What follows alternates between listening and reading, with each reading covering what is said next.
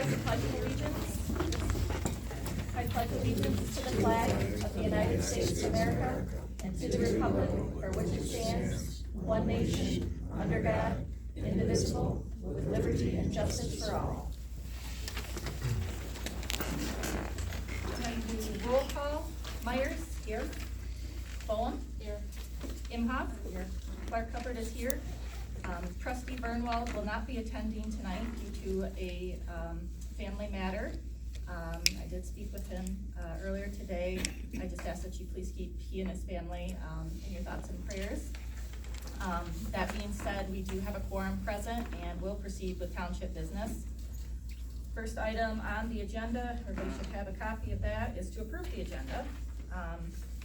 Anybody have any additions or comments or questions on the agenda?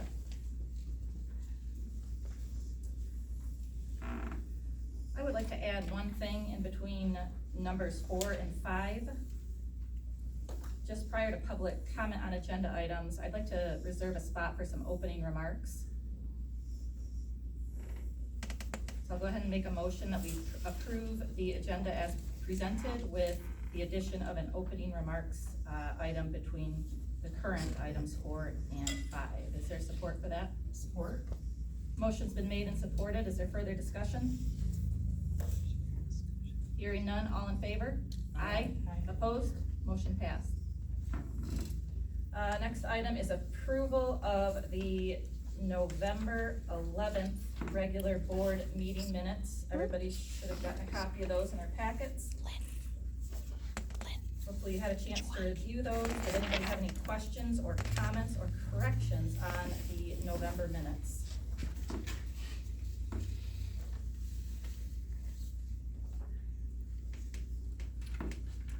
Is there a motion to approve the November minutes? I'd like a motion to approve the minutes from November 11th. Is there support for that? Support. Motion has been made and supported to approve the November minutes as presented. Further discussion? Hearing none, all in favor? Aye. Aye. Opposed? Motion passed.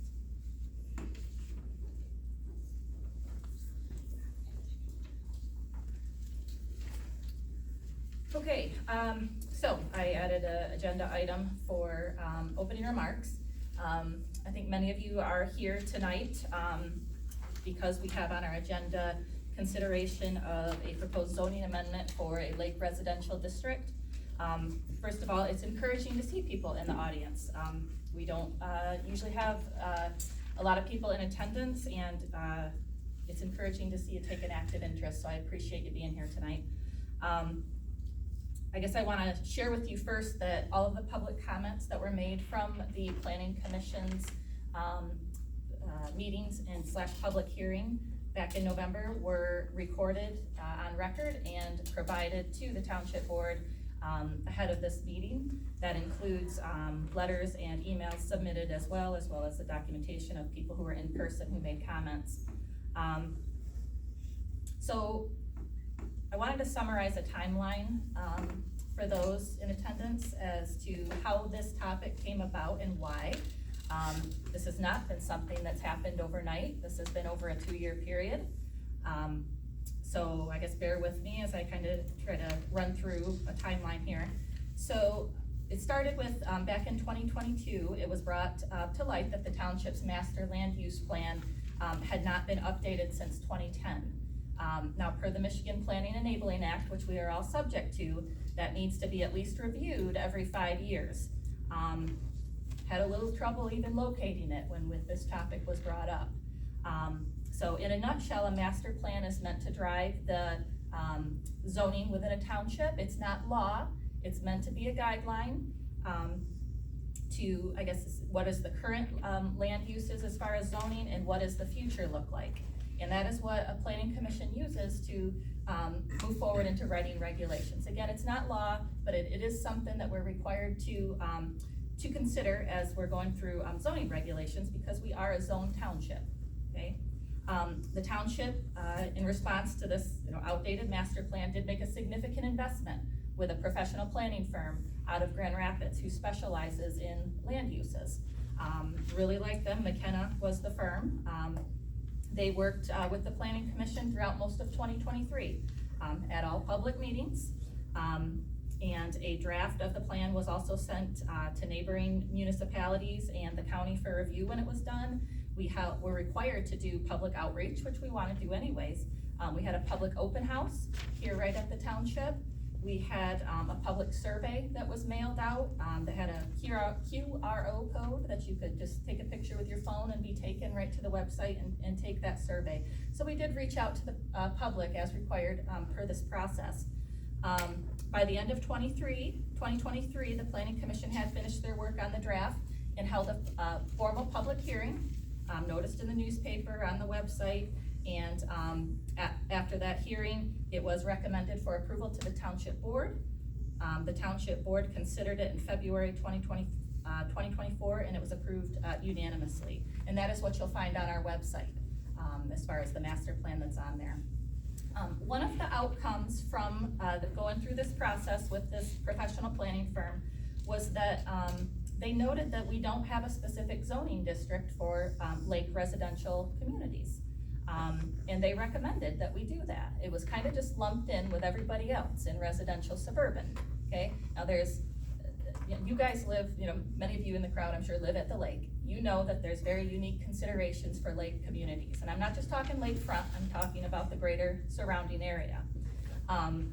There are high density of homes, there are views, these things are highly sensitive, and it makes sense, according to the planning firm, which it does make sense, that you would want to write specific rules for that zone, whatever it may be. Okay, since I've been in office, I can, which is May of last year, 2023, I can share that most of the calls and the concerns that I received are about properties around lakes. I'll share a few of those with you. Number one has been blight complaints. And we've really cracked down. Dave has worked really hard to enforce and follow up on complaints. We drafted a new complaint form for people to use, and I think that's worked well.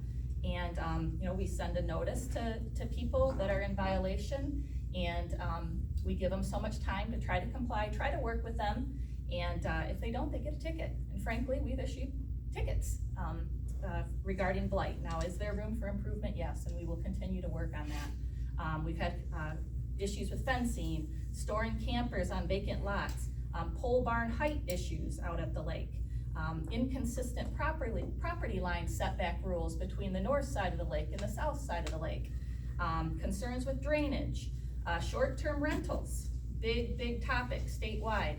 In fact, there's rumor the state might be stepping in and taking over that. So, we want to write our rules locally. We want to stay on top of these things. I had someone on a lakefront property out there ask me if they could build a storage container home. Anybody heard of a storage container home? Well, it's a fad and it's coming, okay? We need to stay ahead of these things. Tiny homes, another fad that's coming. Need to stay ahead of it. Concerns with chickens going into neighbors' yards. I've had calls on that out to the lake. And more recently, concerns with camping longer than the allowed 14 days that's been allowed for a long time. And I'm sure there's a whole lot more. We want to be a proactive township. We don't want to be reactive. Being reactive doesn't protect people, and it costs money, to be frank. It costs money when you're reacting and you're not being proactive.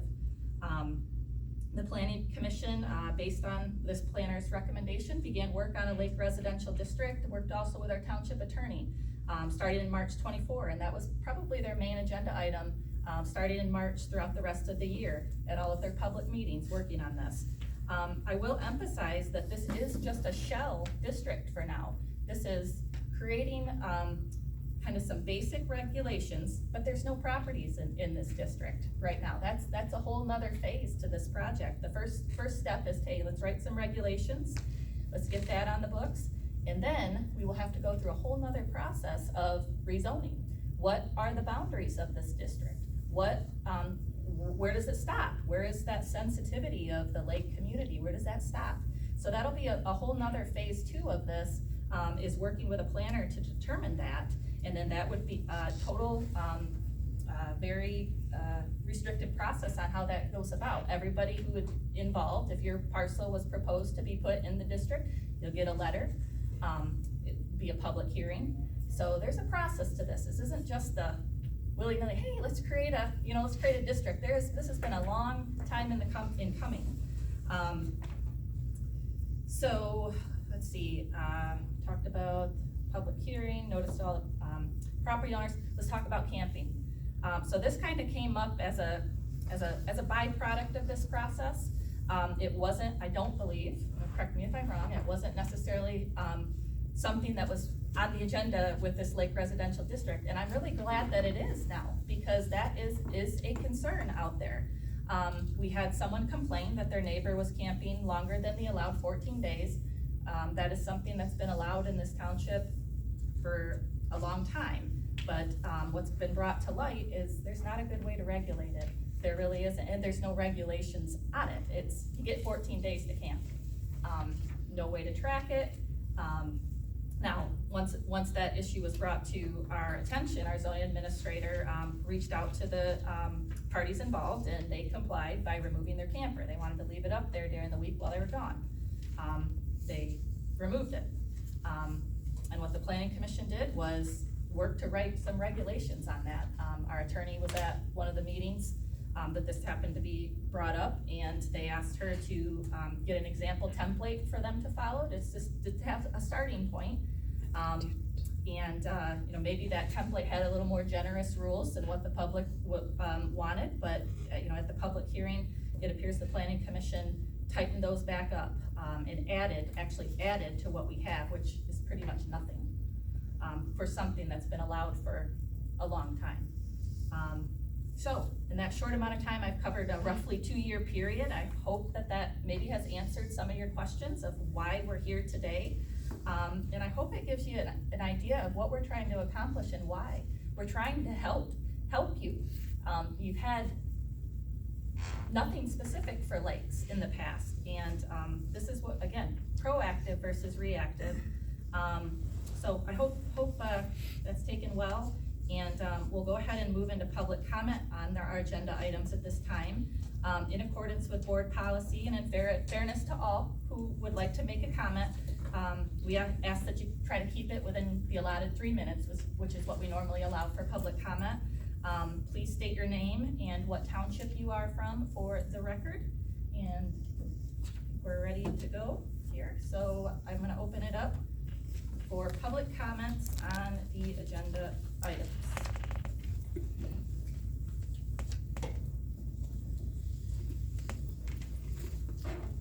Ron Buckholz, 6124 Cutler Road, Lakeview, Michigan, Town Line Lake resident.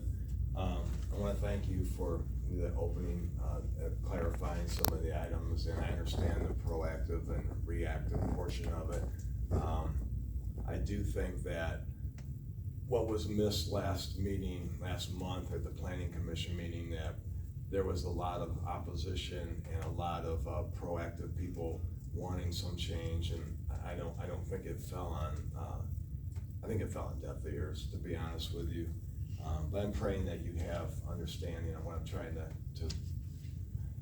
to convey to you, because it's not just for me personally. Yes, we have a problem at our lakefront vacant lot next door, but it affects my neighborhood, it affects the entire neighborhoods around the lake. My eyes were open so wide after I heard what was going on, because I've only been here since November of 23, so I don't really know a lot about what happened on the north end and what's happening on the other parts. I just know that the lake would be a much better lake if we could finally maybe get a whole association, maybe, that everybody agrees. But getting back to the point, you've listened to the 3-hour ordeal last month, and you know what I was talking about pretty much. We went through the whole thing about how we moved here, how this was our forever home, how our grandkids come up here and spend the summers with us and we have a blast. All of a sudden, sometime in July, a trailer backs in next to a vacant lot next to us, which we feel is just a vacant lot, and we don't, at that point, we went to Dave, and there was pretty much nothing on there as far as camping. It was more about storage of trailers and leaving a trailer up there for a while. So I appreciate the fact that they worked towards some kind of goal, but the problem was, the attorney, when she made her recommendations, she was, I don't know where she got them from, but to go from a 14-day to a 45-day was totally against everything we ever talked about, and we thought we had some kind of consensus in the people that were there as to what was actually going on. The problem I have, in a nutshell, is when they backed in and when they came there, it became a party atmosphere. And I understand it's a camping thing. It's a camping setting, but it's a campground right behind me. So he could get a lot back there and they could use their lot to do what they want to do. But the fact of the matter is, every time they showed up, they had a bunch of people came in there. I had 3-4 trucks on the lot. And what's happening is my grandkids got to come into the house. I can't leave them out there because I got foul language going on. It's not a residential lakefront atmosphere as far as I'm concerned. When I think of residential, I think of, and I look at the definition of residential, because somebody brought this up and put it in the master plan. Residential means your domicile. It means the place you own and the place you live. It does not mean a campground. It doesn't mean camping. It means this is my home. And when you also say, well, we don't know where the barriers are yet, Lakeside district to me means everybody, at least on the lakefront, should have some sort of protection.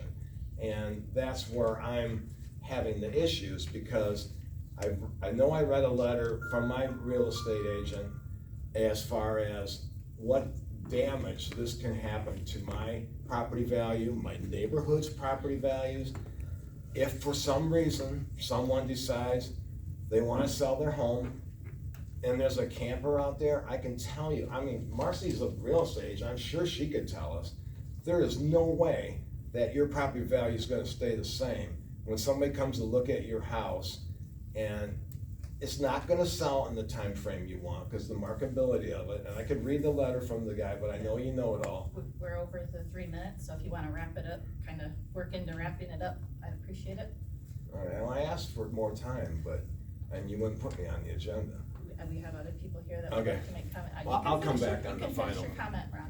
I'm not even Not- close to being done, so Okay. I told you I had a big recap to do, but that's okay. Well, there's other people that want to speak, I'm sure. Sure. Yeah. Thank you. Anyone else would like to comment? I'll comment. I'm Judy Hazel, 6214 Honeymoon Drive. I'm also a board member on the Honeymoon Heights Owners Association. And just to clarify, the association is a homeowners association.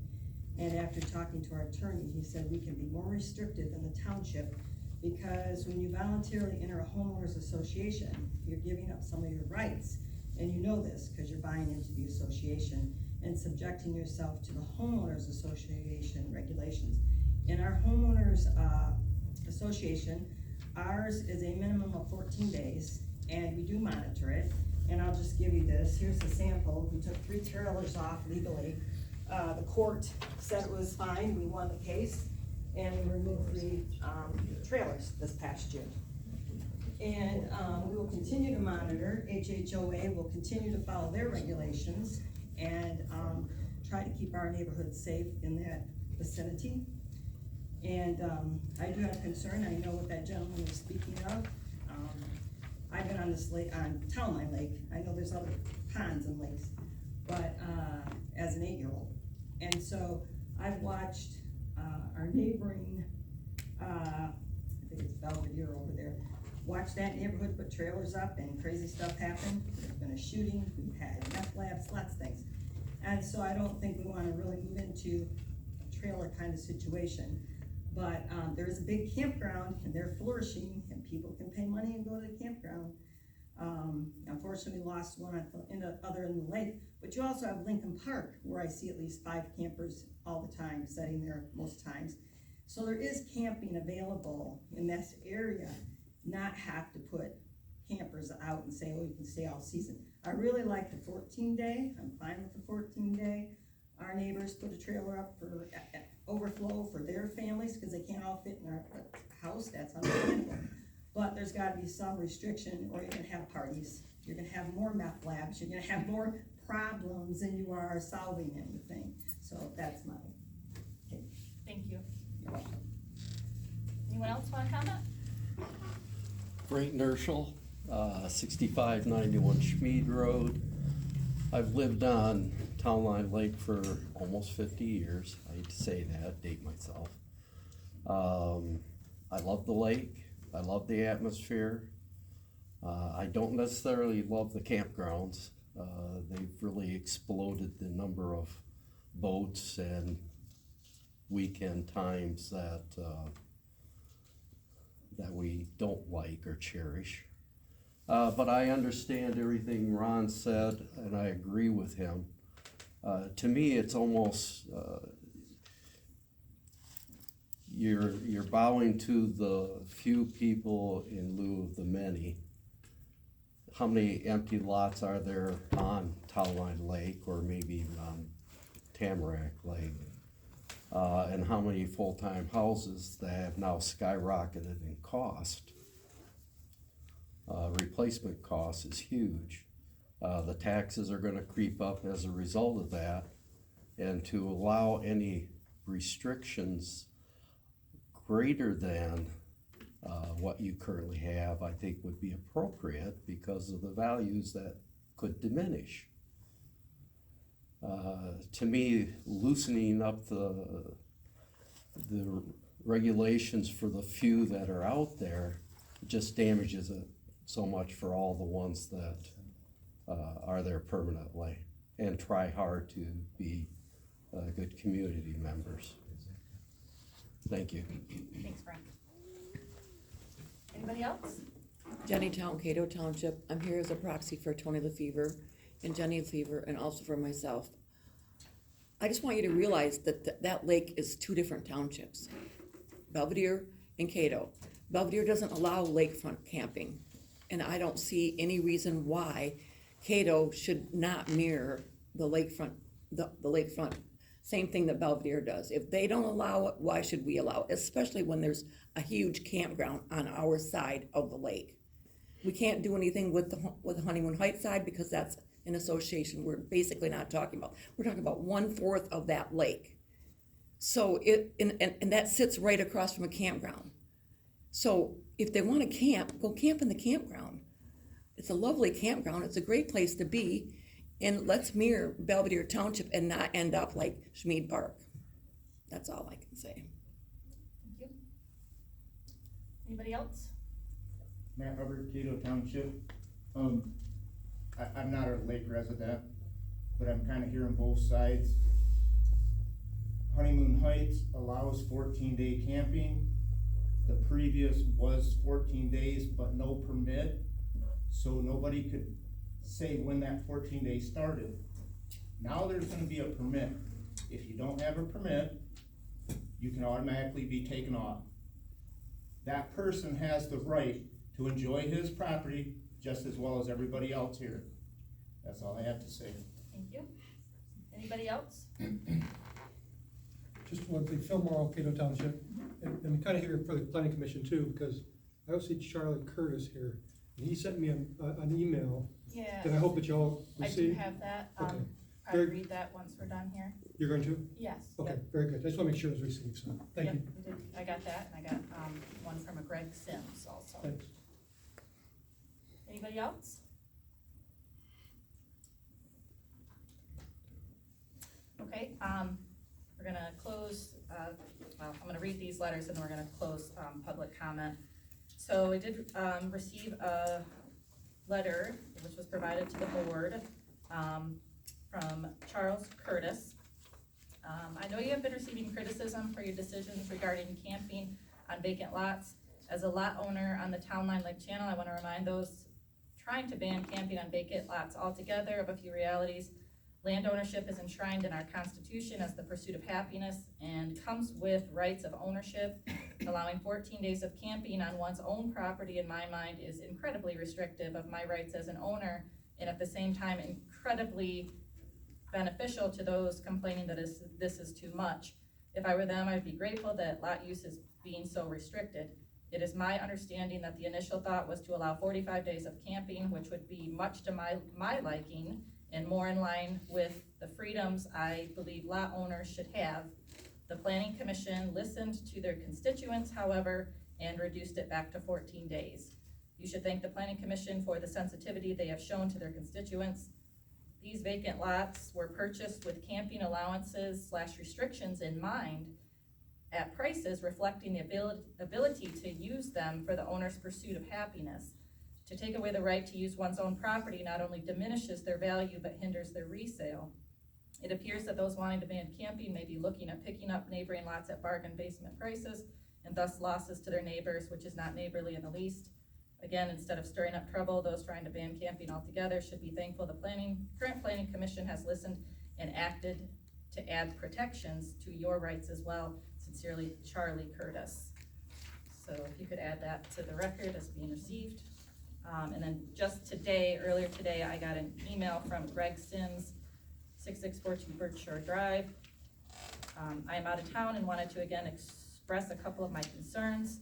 Number one, is there any update on the blight property at 7106 Cutler Road that I first brought up to Dave Kelsey on January 1st, 2022? I think we'll have an update on that from Dave. Number two, I fully support all of our lakeshore neighbors against any camping on vacant town line lakeshore properties. Number three, I am against any outbuilding on the water side of Town Line Lake. Thank you for your time, and please listen to our community, Greg and Kathy Sims. So if you could also please add that to the record as well. And with that, we will go ahead and close public comment on agenda items and move into the treasurer's report. And first off, I want to welcome our newly elected treasurer, Jamie Boehm, to the board. And this is your first meeting, so pick a good one. So welcome, and I'll let you go ahead and give your treasurer's report. Okay, the general fund beginning balance was $257,440 with an income of $45,510, expenses of $37,350 with an ending balance of $265,601. The fire district's beginning and ending balance is $7,616. Honeymoon Heights Lights, beginning balance was $11,659 with expenses of $6,296 for their electric bill, giving an ending balance of $5,362. We have 3 CDs at the credit union, 2 of them which we renewed on November 26th.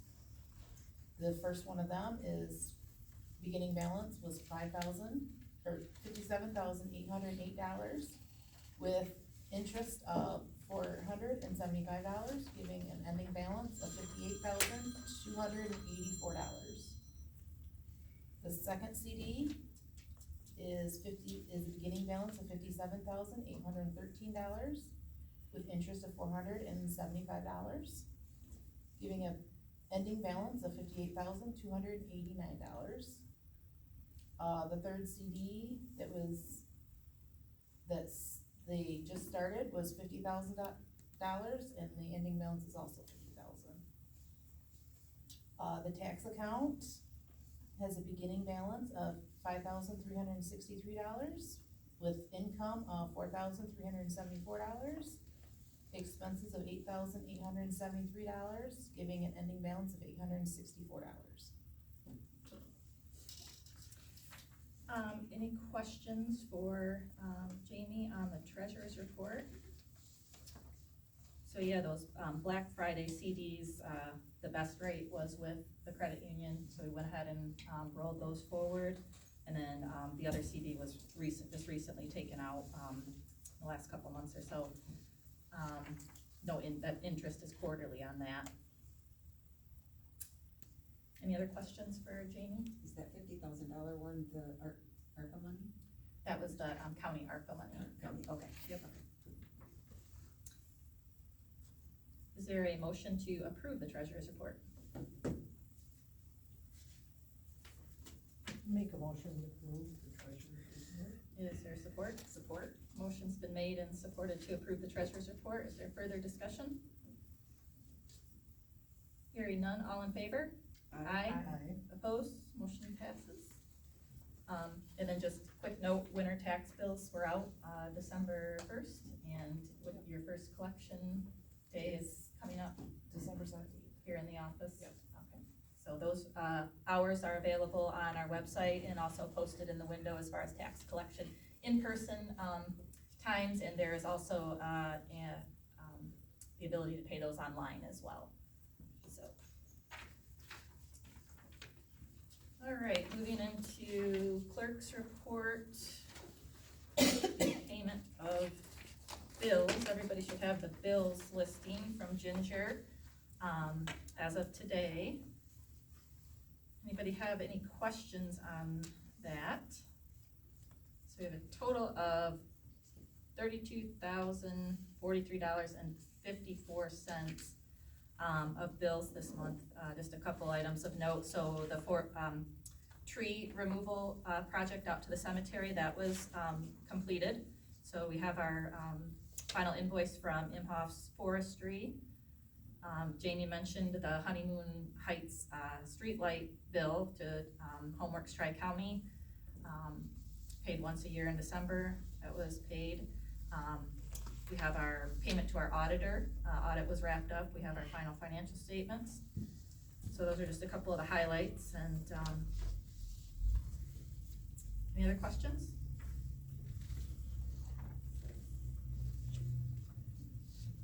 I'll go ahead and make a motion that we approve the December bills listing as presented. Is there support for that? Support. Motion's been made and supported. Is there further discussion? Hearing none, we'll do roll call. Myers? Yes. Bowen? Yes. Imhoff? Yes. Clark Hubbard is a yes. Takes care of the bills list. A couple other things in the finance realm before we move on. So BC3, the company that provides our remote hosting backup service for BSNA, they are allowing us to do a month-to-month service as we wait to find our long-term solution on a server and remote access.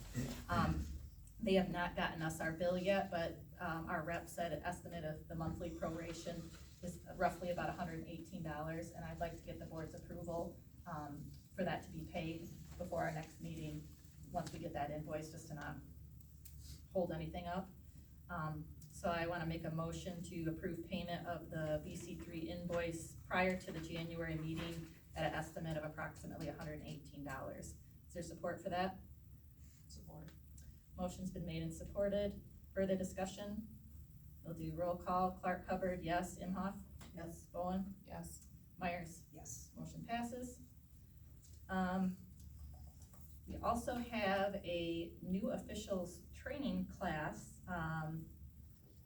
coming up for all newly elected officials. That's through the MTA. There are various locations or opportunities for that, and I'd like to offer that up to board members. We did have a substantial amount for training, or not, you know, we allotted some money for people to do training this year in our budget. And there is a early bird rate at $150 a session, and I'd like to get the board's approval for those who want to register. Can get that done, but if you don't do the early bird, you gotta make up the difference yourself. So I would like to make a motion for, to approve the new official training class fee for the 5 newly elected officials, up to $750. Is there support for that? Support. Motion's been made and supported. Is there further discussion? Hearing none, we'll do roll call. Myers? Yes. Bowen? Yes. Imhoff? Yes. Clark Hubbard, yes. And then last item, Board of Review would like MTA, the MTA guidebooks for the 4 members. We had, again, budgeted for this. And, they haven't come out with the new 2025 version yet, so I'm holding off on purchasing those. But again, we have the room in our budget, and for four books, for the 3 regular members and the alternate, I'd like to get an amount of up to $250 total, approved. So again, I will make a motion, that the board approve the purchase of 4 Board of Review MTA books up to $250. Is there support? Support. Motion's been made and supported. Further discussion? Hearing none, we'll do roll call. Clark Hubbard, yes. Imhoff? Yes. Bohm? Yes. Myers? Yes. Motion passes.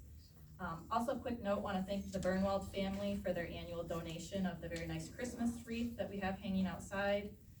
We did also complete our switch from Point Broadband and Verizon to Spectrum Charter. So we should be seeing some substantial savings from that. Thank you, Ginger, for leading up that project. I guess that's it. No elections update. That's in the past for now. Until May, we'll have the school's operating millage election will be, so that'll be the next couple months, be gearing up for that. And then we move into zoning administration, report from our zoning administrator, Dave Kelsey.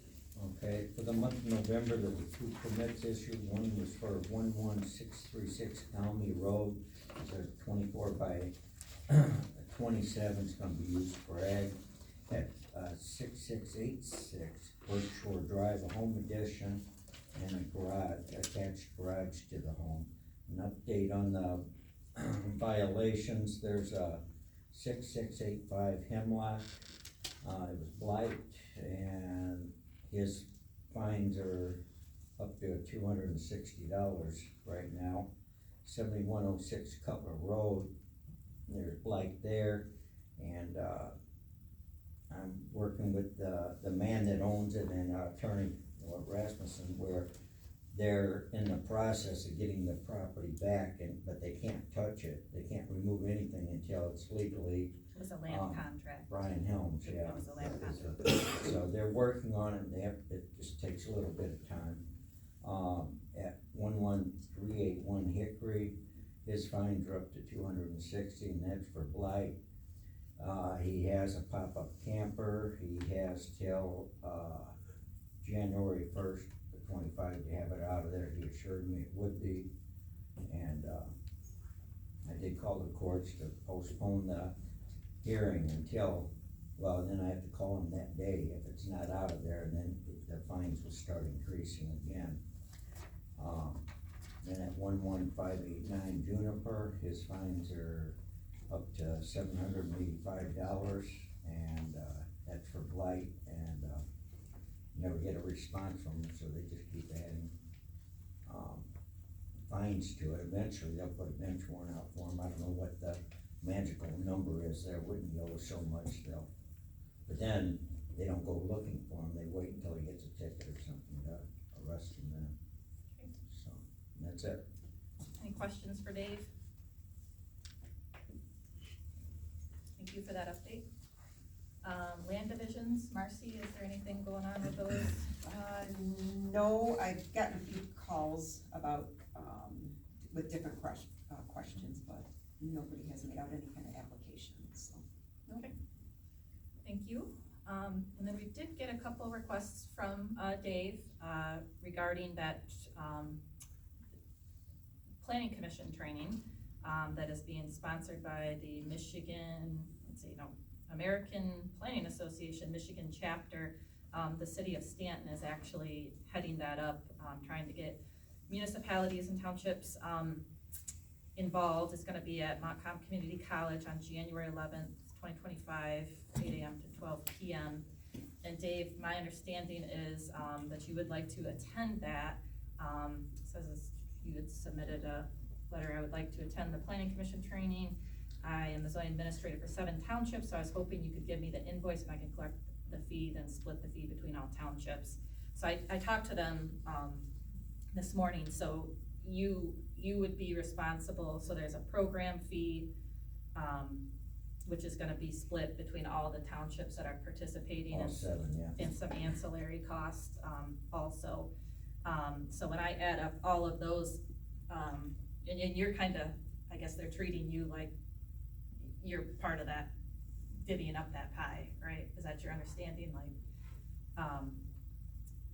What it is, okay, I signed up for it, cause I was gonna go no matter what, and then talk to the townships. Well, in the meantime, one of the other township home, in for years, they've always signed me up. So Mhm. she went and signed me up, didn't realize I signed up. So now, 1/7 of whatever the bill is should go to home township, Okay. because they're paying the full amount yep. at first.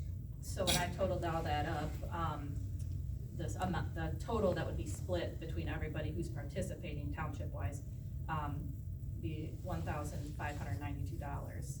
I got that right?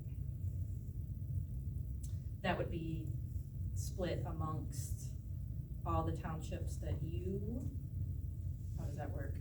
Between the 7 townships, well, 7th would be you, and Okay, I didn't know how much the fee was or anything for it. okay. Yeah, I guess, do you have a rough cost estimate? Is it like, I was coming up with around 200. Yeah, that's what I heard, not from the schooling itself. I can call them tomorrow and find out. I heard it was total of 200, which would be divided by 7, is to my understanding, I'm not positive. Okay. Yeah, I think I'm open to, whatever the cost is for you to attend, that's splitting it between the 7 townships, that he works for. I guess what everybody's, I mean, Absolutely. Yep. Yes. I think that's a good idea, so, I'll go ahead and make the motion, to approve Cato participating in that 1/7 split for Dave's cost to attend. We'll say roughly, and that would be roughly about 200, 227. yeah. Yep. Is there support for that? Support? Okay, motion's been made and supported. Is there further discussion? Hearing none, roll call. Clark Hubbard, yes. Imhoff? Yes. Boehm? Yes. Myers? Yes. Motion passes. And then I would also like to offer that out to our planning commission and zoning board of appeals members. So, my understanding would be the total, and then they will split, again, however many people that go, we have to pay $25 per person for whoever, that's for the materials. And then this program fee, again, would be split between participants. Rough calculations, they said they had 3 signed up, and that one of them included Dave. 2 other municipalities, and if we were the 4th one, she said she's estimating, the gal over the city at Stanton, roughly 6 to 7 participants. So if we have 5 members on our planning commission, 4 members on the ZBA, including the alternate, that would be 125 for the handouts for the PC and 100 for the handouts for the ZBA. Add that to the program and other charges divided by 4, if that's all worst case scenario, if these other townships don't sign up by the 20th. I'm thinking roughly about $620 would be our cost, which to send somebody to MTA training, you're gonna pay all of that. So I think it's a good, if we can collaborate and, send, if I offer this out to the planning commission and ZBA, I think it would be a good thing, is everybody kinda have a consensus on that? Yeah, I think that would be good. Again, we have a pretty healthy budget, we want people to Right. go to training, we want people to know, and learn more about planning, zoning matters, so I'll go ahead and, again, make a motion to offer out to our planning commission and ZBA members to attend this training in January. Rough estimated cost of about $620. support for that? Support. Motion's been made and supported. Is there further discussion? Hearing none. Myers? Yes.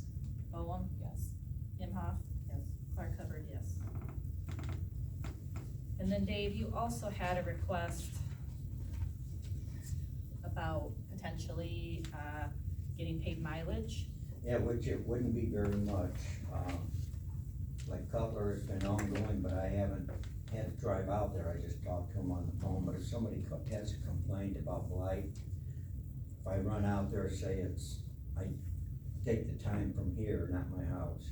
And because this is our home base, and from here to say Town Line Lake, I don't know how many miles it is. If it's 5 miles, 10 miles round trip, I have a tally sheet. I would, write down the address, what it was about, the date, and the mileage, which, I have a general sheet I got from, Winfield, and it would work good for all of the townships for keeping track of it, and for me to turn it in.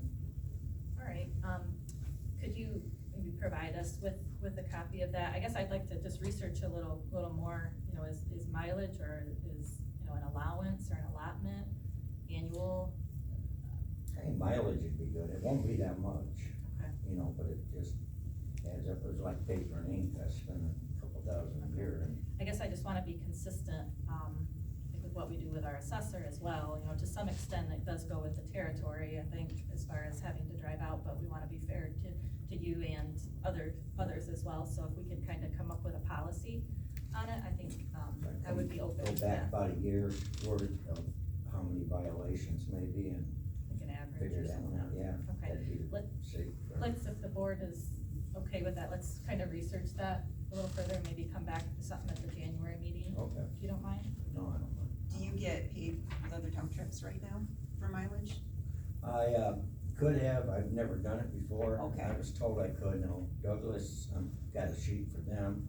Now Winfield, I've got a sheet from them to write it down. Okay. And, Ryan thought I would've done it a long time ago. I knew I could, I just didn't bother, but yes, Absolutely. adds up after a while sometimes.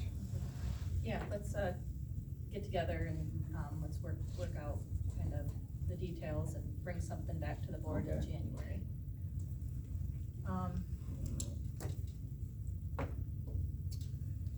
2025 Planning Commission, dates, of course I don't have them written out here, but the Planning Commission did set their, public meeting dates for, 2025, and I just wanted to get the board's approval on those, read them off here. Went ahead and did put them on the website, Cato.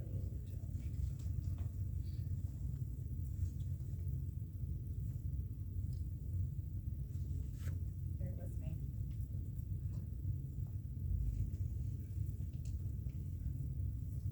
So they meet every other month, starting in January. So they have January 8th, March 12th, May 14th, July 16th, September 10th, and November 12th.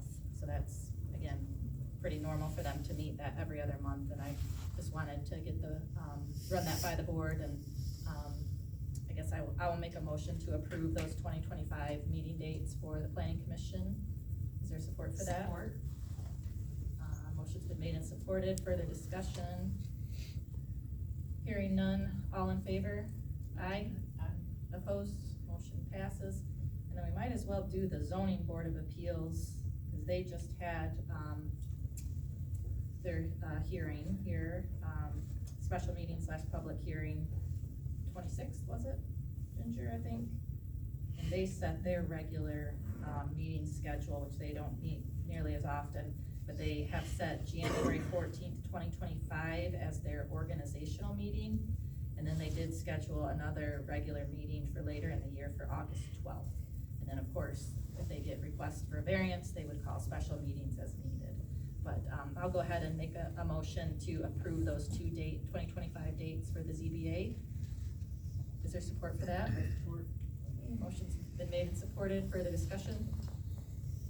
Hearing none, all in favor? Aye. Opposed, motion passes. And just a reminder that we still do have, that open position coming up on the planning commission. Phil Morrow is not renewing his, place on the, term on the planning commission, and we thank him for all of the work he's done, on the commission, but, there is information on our website to what, that commitment is and what it entails, so I encourage people to check that out. And that brings us to, fire district update. Oh, yes, Wi-Fi. I'll let you mention it. What is it? We're just letting know that we have a new Wi-Fi? Okay, we'll just briefly mention that we do have a new Wi-Fi for guests after we switch to, Spectrum Charter. So if you would like the, to get on that, at some point see Ginger and you can give it a password.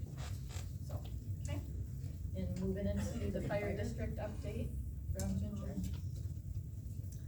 Not much going on because 10 minutes into the meeting, everybody got called out for a fire. So, but we did, a few of us sat around later and talked about some things that were going on. And one of the things that they've really been experiencing is that they'll get a call and it'll say, a possible structure fire. It's always possible carbon monoxide leaking, possible cat stranded or whatever. And they literally had a cat under a front seat of a car. They got called for that. They got a call for a structure fire that turned out to be a deer blind on fire. And so they do those runs, and they still have to go every time, no matter what. And this month, I think they had 5 possible things like that. But then they got a real structure fire while we were there, and they got a chance to take their ladder truck out for the first time that I know of. But I don't know how that turned out, so I didn't catch up with them. So that's pretty much Okay. it for Quick report. All right, well, thank you for that. And I'll buzz through my supervisor's report as quick as I can, trying to move it along.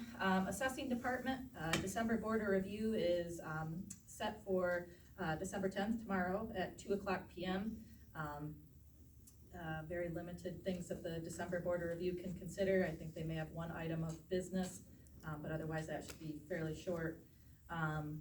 Roads, so each year in December, the road commission schedules meetings with each township to kind of let them know what, what they're proposing as far as road improvements for the year. That is scheduled for December 18th. Myself and David Brunwald, have represented the township, last year, and we plan to do so again this year. So hopefully we'll have a report back to the board in January. Cemetery, I already mentioned, the tree work is completed. The porta-john out there was paused or picked up for the winter, if you don't have that out there. Well, that was a question at last month's meeting. Legal department just continued work on the zoning ordinance, and walking through that process. I do hope to have an update on the PA 233 appeal, hopefully next month. I know there's been a lot of paperwork and motions, according to our attorney, and she said we should have an update soon on where that stands. I mentioned at the last meeting that our audit was finalized with a clean opinion. We will, in lieu of what we all had on the agenda, I'm gonna maybe go over the highlights at the January meeting is the plan. We do have all of the copies of the audit report for the board members. And we will work on making sure all of our annual statements are filed by December 31st.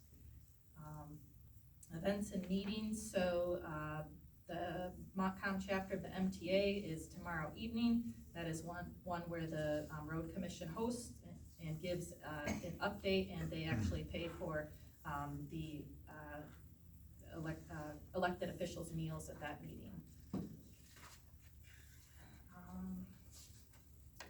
believe that is it for supervisor's report. Old business, we have none, other than, I guess I'll just make a note that we are still working on the IT solution for the backup and the remote hosting. So hopefully in January we will continue that process and have some more information. New business, first item is term appointments for the Board of Review and the Zoning Board of Appeals. So Board of Review is 2-year terms, and every odd year they start. So January 1st, 2025 is the start of a new 2-year term. I'd like to make a motion that we reappoint our regular members, Alicia Bigler, Darren Dode, and Paul Main, and our alternate member, Nancy Lundwall, for 2-year Board of Review terms ending December 31, 2026. Is there support for that? Support. Motion's been made and supported. Further discussion? Hearing none, all in favor? Aye. Opposed? Motion passes. And then we have one position on the Zoning Board of Appeals. So they, as they reorganize, trying to get that commission back on track, set up staggered terms so that they would, renew, not all renew at once. And we had appointed Ben Stout to a 1-year term, and that ends December 31, 2024, and he is willing to sign up for a 3-year term, their normal 3-year terms. So I would like to make a motion to reappoint regular member Ben Stout to a 3-year Zoning Board of Appeals term ending December 31, 2027. Is there support for that? Support.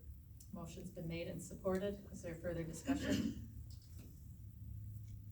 Hearing none, all in favor? Aye. Opposed? Motion passes. Next item is the fire district updated agreement. So if you recall at our last meeting, we had an amendment. They had wanted to add a 9th member, and they needed all the township boards to approve that. We did vote to approve that, so it's effectively done. But they decided they needed to type up the existing agreement and have all the townships sign a new copy, which is very nice. I guess what I want to propose to the board is that we table this to the next meeting. I have not had a chance. I still would like to go through and compare the old one to the new one, just to make sure everything looks good, and I personally have not had time to address that. I guess what's the board's thoughts on maybe tabling that till we can table January? that. Everybody? There was no discussion this month. Okay, and yeah, Ginger's our fire board rep, and it sounds like there's no urgent rush, so I'd like to table that. So, okay, so if we have consensus on that, push that to January. And that brings us to the proposed zoning ordinance amendment from the Planning Commission on the Lake Residential District. So, switch gears here.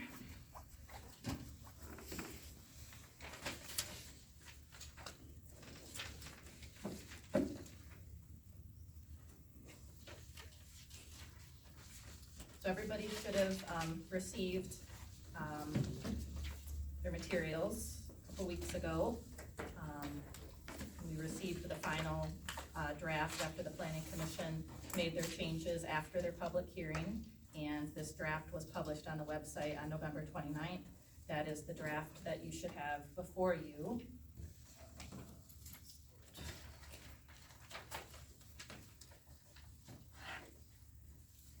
And also in your materials was, as I mentioned before, the public comments from the Planning Commission's November meeting / public hearing, the letters that were received before the public hearing, the letters received prior to tonight's meeting, and also a recommended update from the Planning Commission Chairman on a little technicality. I think, and Chairman Morrow is here tonight.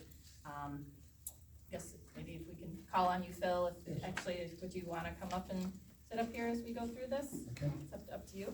It's just, if we have questions, it'd be nice to have you up here. And I also wanna, put a thank you out to the Planning Commission. This is a very, very tricky situation. We got kind of 2 opposing viewpoints. We got a precedent that's been set, how this has been treated in the past.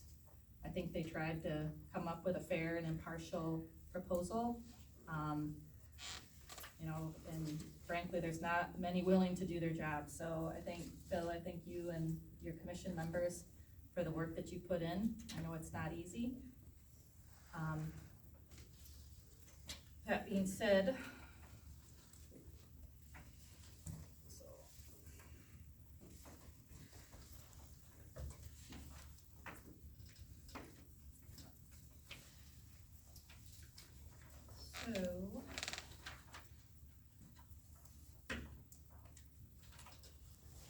So one thing we'll notice on, I guess we'll just start on the first page. This is a very similar format to what the other zoning districts have as far as the components and the structure. The second page there kind of gives a table of setbacks and dimensional items and what the standard is. You'll see that throughout our zoning ordinance, whether it's ag residential, rural residential, residential suburban, commercial, industrial. That's pretty standard as far as that structure. I think this is a list, this first section, for several sections, very basic regulations. We have permitted uses, special land uses, and then the schedule of regulations in that table. And then that's pretty much where it cuts off. So when I mentioned before, kind of creating a shell and then adding to that in the future, that's what I'm referencing. Now, Bill, you had that recommendation on a technicality, and it says, and I believe it's in this first oh, no, I'm sorry, that's in camping. That was in the camping piece. Let's hold off on that. I wanna look at the kind of two pieces here. So does the board have any questions or comments? I know that opening section, the purpose looked fine to me. I think it's important, and I guess I wanna ask you this, Phil. So we're calling this a lakeside residential district. And I guess in my mind, I'm thinking lake residential district, because it's not just the properties on the shore, it's kind of the greater area. Is that? According to Leslie, it means the same. Okay, because I noticed we did add a definition, Yeah, we did. for lakefront or lakeside, and it says a lot which fronts on a navigable waterway as defined in state law. So I think we wanna be careful when we're using that term, and I guess I would propose, and even in your resolution that you guys, had made, it does refer to it as a lake residential district. And I wanna make sure we're clear on that, whether we rename, whether it's in the title and how it's used throughout, that we're clear when we're talking lakeside or lakefront, and what applies to the greater area, whatever that will be after kind of the second phase of this. Does that make sense, what I'm saying? Yes, it does. So, that would be a proposal that I have, unless I'm missing something. Does that seem okay? Yeah, that's okay. And we get into permitted uses, and again, that's pretty standard of what's, permitted. They have to get a zoning permit through Dave. One of those items being number 5 there, camping, temporary or short-term, subject to section 3.XX to be determined. That is, chapter 3 of our zoning ordinance is the general provisions that apply to all districts, and of course, in this case, the camping is specific to this proposed lake residential district, but we'll get into that. Special land uses, again, I think a lot of these are just kind of your standard, what you would allow. Maybe some of them, cemeteries, I guess, and who knows if that is something that would ever go out in that district, but, public and private campgrounds, I was glad to see that got added, because we have a campground out there. And those are regulated specifically in chapter 12 of the zoning ordinance. So there are some basic rules on that. And then the section 1903 is the schedule of lake residential district regulations. Anybody have any questions so far? I don't wanna sound like I'm dominating the conversation here, but just kind of trying to lead along. So we have the setbacks, we have a lakeside setback of 25 feet. We have a side yard setback of 5 feet if it's a single lot, and 10 feet if it's a double lot. Which I believe mirrors Honeymoon Heights now, and I should back up, and again, when I say we really haven't had a zoning district specific to lake residential, kind of had to try to do a little patchwork, it looks like, in the past, because they did add a little one-page thing for Honeymoon Heights dimensions. And I think we're trying to keep that consistent. Yeah. Roadside setback 15 feet, building height 35 feet or 2.5 stories, lot coverage 50%, minimum lot area 7,200 square feet, minimum lot width 60 feet, and minimum dwelling unit floor area. Ground floor, single story, 600 square feet, ground floor, multi-story, 750 square feet. And that is the end of that basic regulations, or that shell of the lakefront residential. Any comments from the board on that? The 750 square feet, that's a story, a two-story, correct? Yes. Okay. Yes. I did get a call from a, lady who did wanna talk about putting, she may have called you, but I did go over some of the new stuff we were talking about. She's not ready to do it, but she was asking questions, so I just wanted to make sure on that.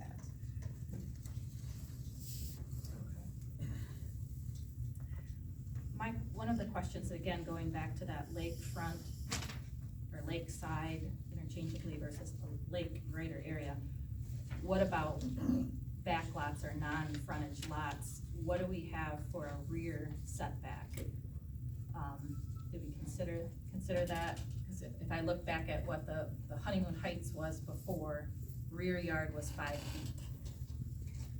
So if we're considering more than just lakefront, I think we need to make sure and address non-lakefront.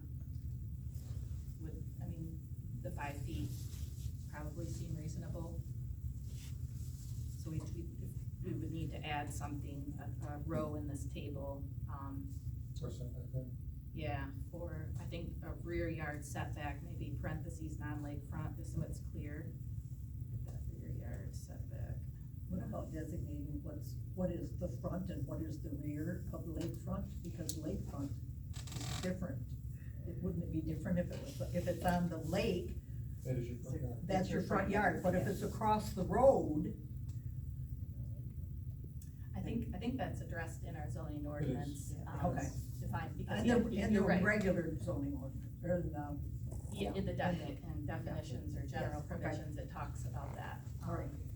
But no, that's a good point. So we would be covering both of those if we add something for the rear yard setback. And I guess I would propose the 5 foot that it's currently at for those non-lakefront, rear yard setbacks. Anybody have any objection to that, or? What is it currently?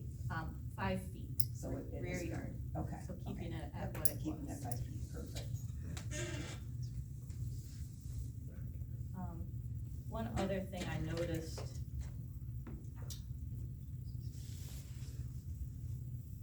I guess I back up a second.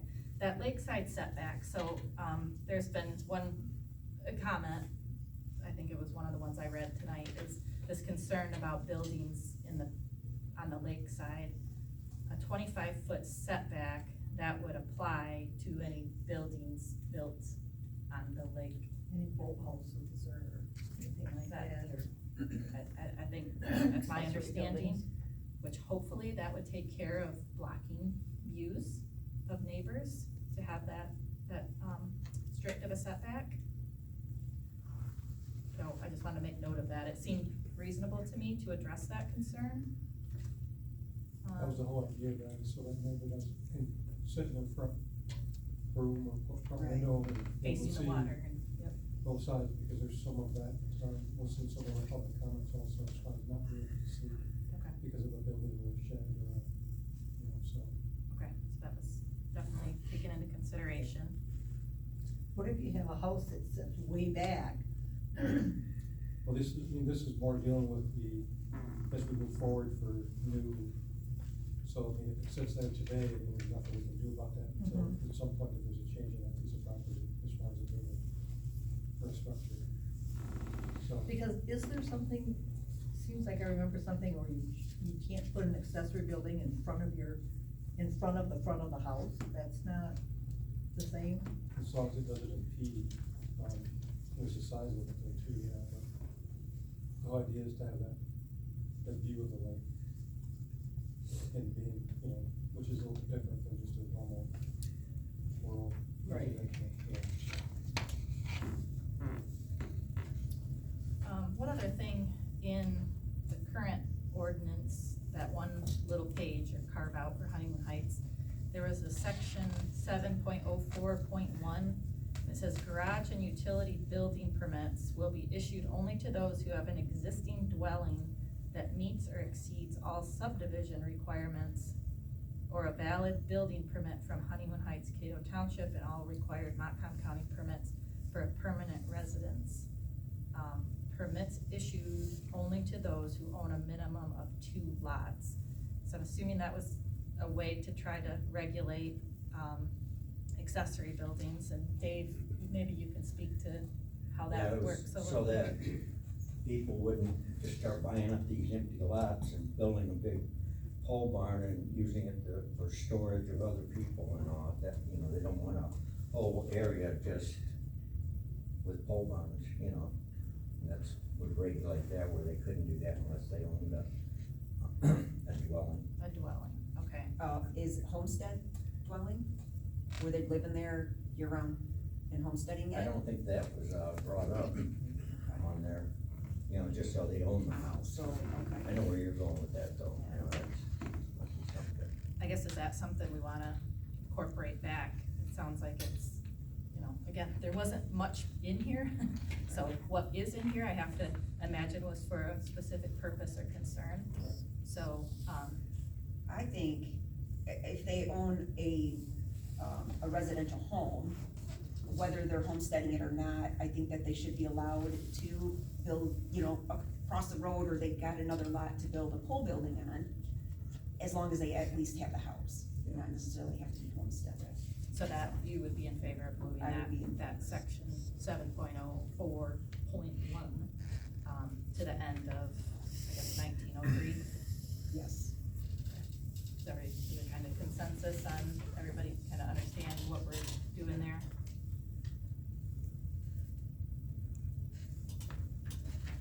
It just makes it convenient. They own a house and maybe they wanna store their pontoon somewhere, their, winter toys, summer toys, so. Some of them lots are I'm good with small, that, yeah. so you don't have room for a garage or. Right. And there's a lot of people around the lake that already have that, so. Yeah. Okay. I did have a couple comments, or questions. Let's see. It's related to- So I talked to I believe he's the president of, Honeymoon Heights Association. His name's escaping me. Kurt Becker. Becker, yes. And he asked some questions, related to camping, which we'll get to those. But about non-conforming structures. So if you have a house, currently that's non-conforming, what happens if, it gets grandfathered in now, but if it burns down, are you able to rebuild in that same footprint? Which, my initial thought is, well, yeah, why not? And I did contact our legal counsel and ask that question, and found out that really, it doesn't matter whether it's lake residential or any of our zoning districts, that it's not necessarily a guarantee that that happens if you're, a non-conforming building. Now, if you had gotten a variance, in the past, that runs with the property, runs with the land. But if you just, you built the house 40 or 50 years ago and there wasn't this zoning, so she looked up in our zoning ordinance, I believe it's chapter 16, that talks about non-conforming properties. And there is some specific language in there where it could be grandfathered and it could not, depending on the cost to replace it. And I said, well, what's that? She said, that's pretty common language. And I said, well, what's the point? And the point is that of zoning is over time, you don't want non-conformity. You want non-conforming to go away. Now, that is something that we can look at going forward if it's not something like, but she did say that's pretty common. So I did wanna make note of that. But obviously everybody whose existing structures, that would be part of this district would be grandfathered in, but that question, what if there's a fire? Who thinks of? I mean, it's a good question, but I just wanted to make note of that, or your thoughts. So if it burns down, they don't rebuild and they sell it to the next person. Who would then have to potentially look at the cost estimate, what it would cost to replace it, and if it was over a certain amount, have to comply. And it's chapter 16, I don't know if you have it there. So, I don't know, something I knew I learned, on that.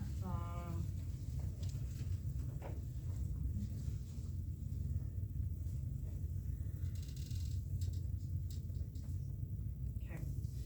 Any other questions on this section 19, lake, I think we need to rename this lake residential, district. So that word would be replaced in this section, and then, and also as we get into the camping too.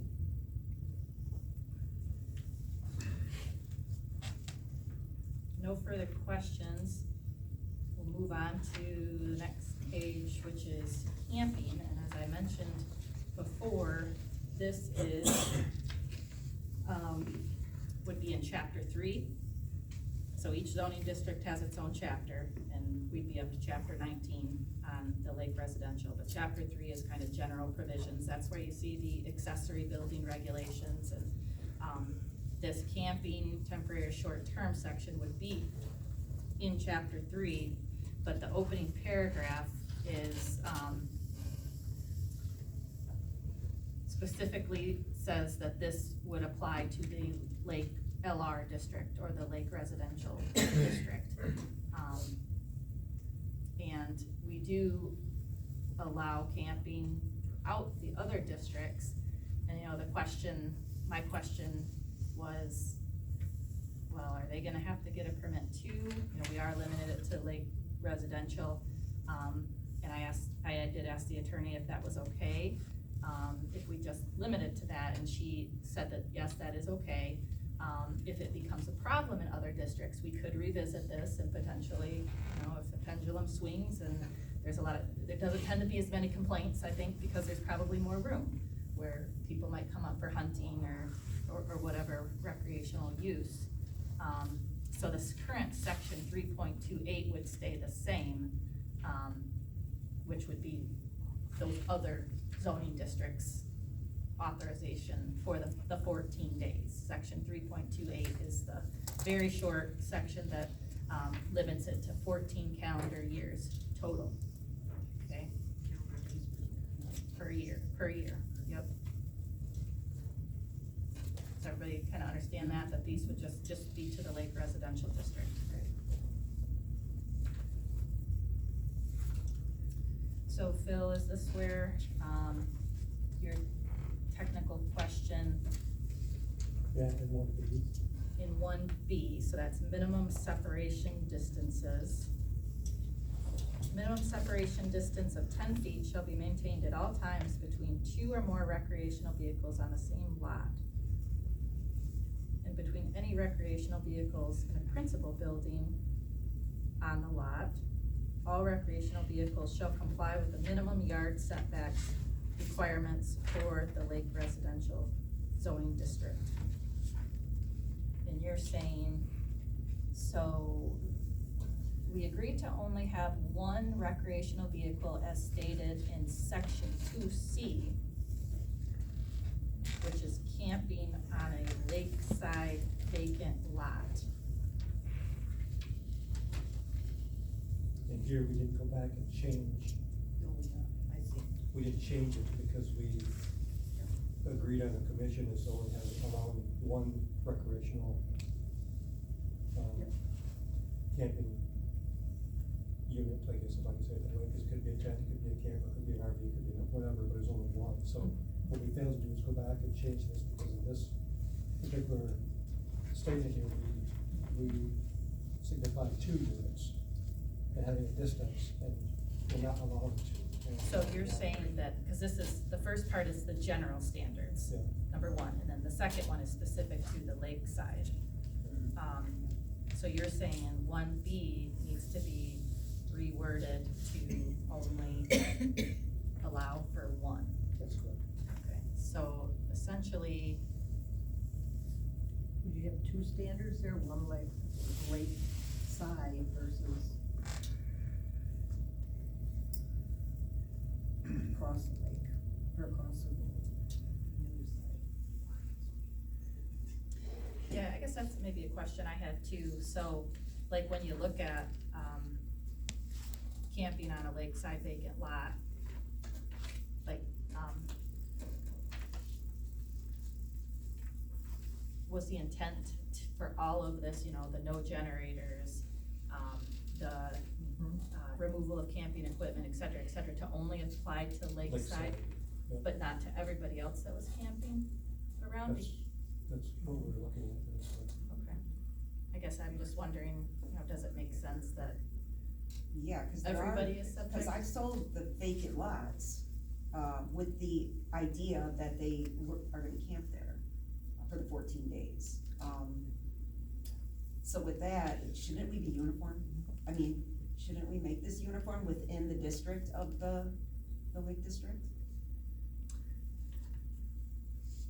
Yeah, that's up to you as a board, all I'm saying is when I went back and gave the notes, and Yep. I'm just saying we didn't go back and look at that, and I just want the board to be aware of it, so Designate there's no it. bring it to attention. Because one place says 2 campers and the other one says 1, or 2 recreational vehicles.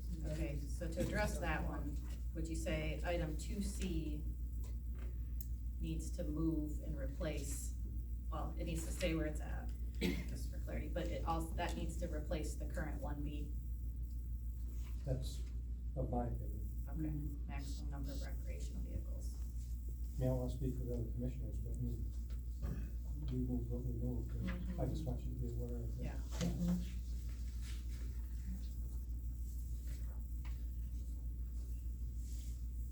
I guess I would make that proposal that the current 2C replaces 1B.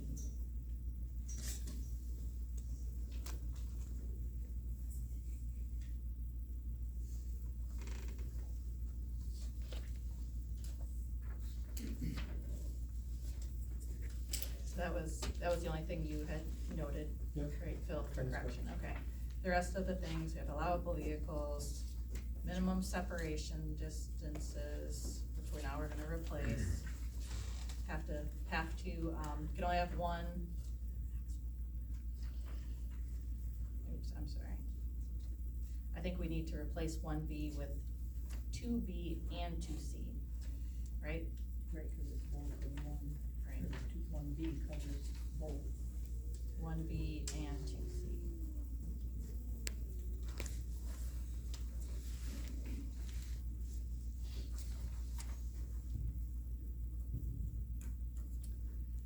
Campfires, we're gonna regulate that. Waste disposal, that's also regulated, has to be emptied at an approved recreational dump station.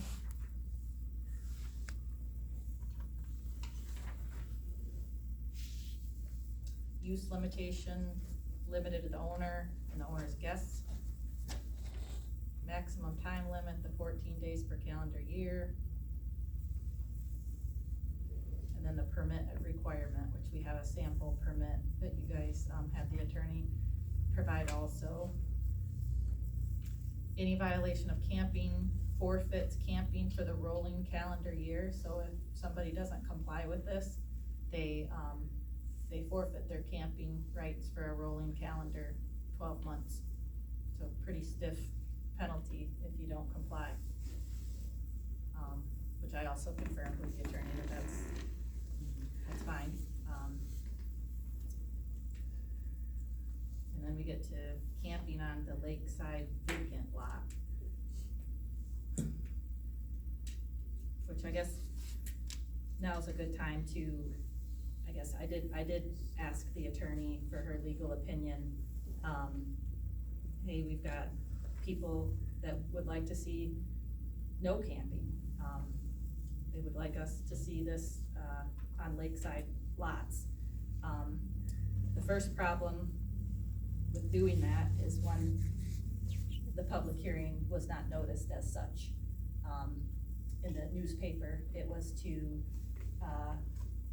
I have it here, consider amendments to the zoning ordinance with regard to creating a lake residential zoning district as well as regulations for camping on property in the township. It doesn't say prohibiting camping on property in the township.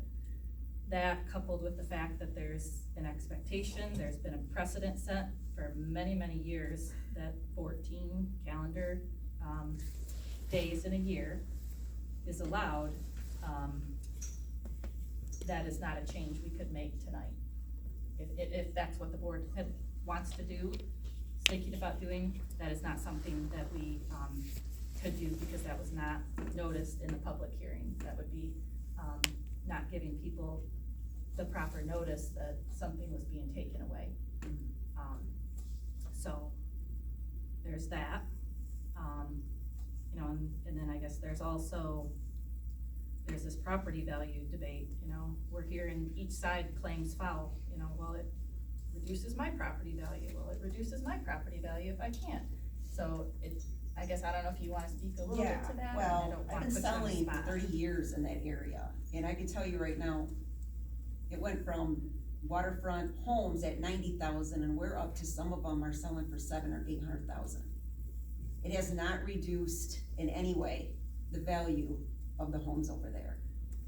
And, you know, I know you just bought your home, did your agent tell you that, that they can camp on the waterfront lots? No, you researched it, actually, we actually went into that, and, So I specifically will have that discussion with buyers yeah, in regards to that area over there, because it's always been 14 days, yeah, always. yeah. The 30 years I know, so I don't know. It was for storage, it wasn't for camping to begin with, to tell you the truth. If you Way look at back the then. original, it had nothing to do with camping. When I sell the lots over there, I even called Honeymoon Heights, and I see that and they've even notified us, at my office, my agents sell them as campable lots, 14 days. That's how it's always been, that's what I've always told my people, my buyers, and I know, right now, I know a couple of them that have, you know, waterfront lots. With that in mind, they bought to be able to actually build and or camp. In regards to building, there's one that is unbuildable. So what he's doing is, he's like, well, at least I have the opportunity to camp on it. So, That's his opinion. but to take that right away, you can't take that right. So the value on what he bought it for now, with nothing, you can't build, you can't camp, what's it worth? It's worth it to the neighbor for pennies on the dollar, and that's just not right. It's not right. And when I called you, you told me that lot was worth $100,000. If it's a When we wanted to buildable buy lot, it you got from him, and it wasn't pennies on the dollar, he said it was $100,000. buildable lot on the water? Yeah. Absolutely, absolutely. And that's what we're talking about. Well, again, we got debate property values, you know, that's a subjective, And I'm not an appraiser, so. debate. The land use debate, hey, it's my property, I should be able to do what I want with it, you know, I think the planning commission tried to find some middle ground here. I don't think anybody gets 100% what they want with these, proposed regulations. I can tell you right now, be people upset that they have to get a permit. Yeah, there will I be. mean, but what else can you do, you know? But that's a good thing. It's a good thing, Yes, yes. it's a good We thing. have to be able to enforce rules. If there's partying going on, you know, that disturbance of the peace, you know, that. That's with homes too. People who live on the lake, that happens all summer long, you know. Especially with the short-term rentals, I think that becomes even more of a problem. So again, these are all things we're gonna have to think about, and how can we help write rules for this and regulate it? But I do think the planning commission did try to find a middle ground. And again, because of the precedent that's been set, our attorney agrees that this is a moderate or a conservative stance to minimize, you know, the township's risk, you know, to cut something off cold turkey that's been, a precedent has been established is kind of an aggressive stance. Now, somebody also mentioned, homeowners associations can write additional rules. That is the private homeowners association. We've gotta be careful, we're not exclusionary. We do allow camping within the township, so I don't think we are, but, you know, we're being cautious here. But that is something that certainly homeowners associations, you know, and other areas regulate further than the township.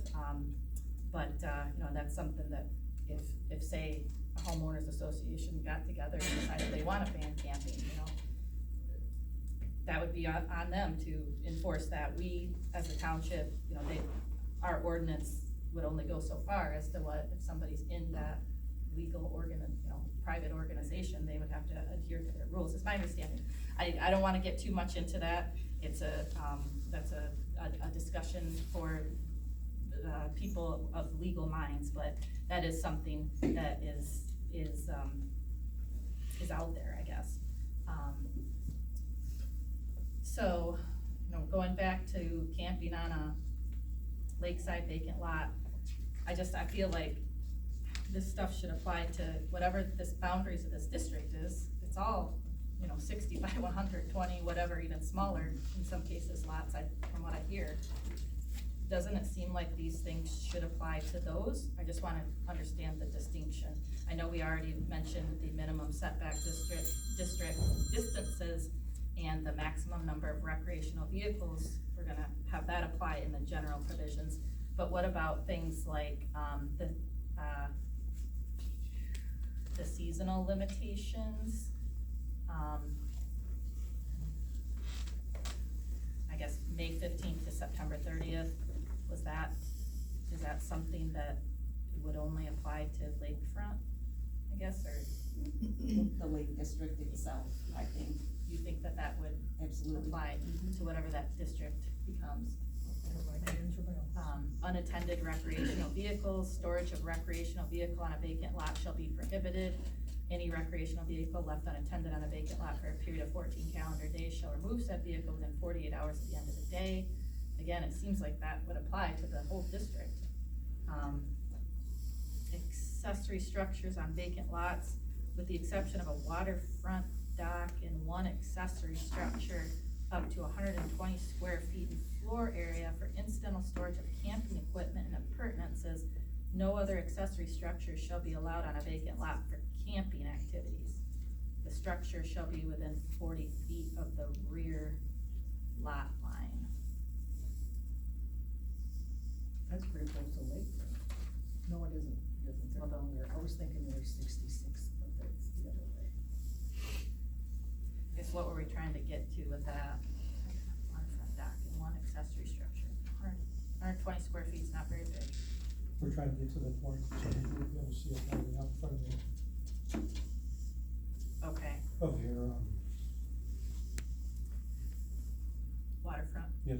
So with this one, item E, accessory structures on vacant lakeside lots, if we inserted that,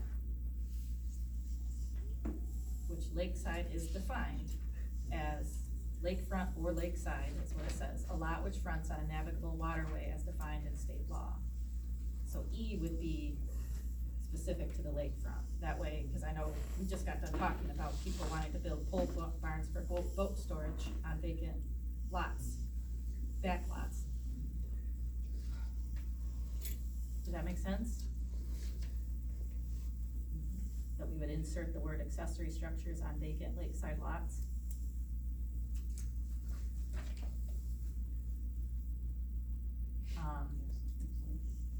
Generators, no generators shall be allowed.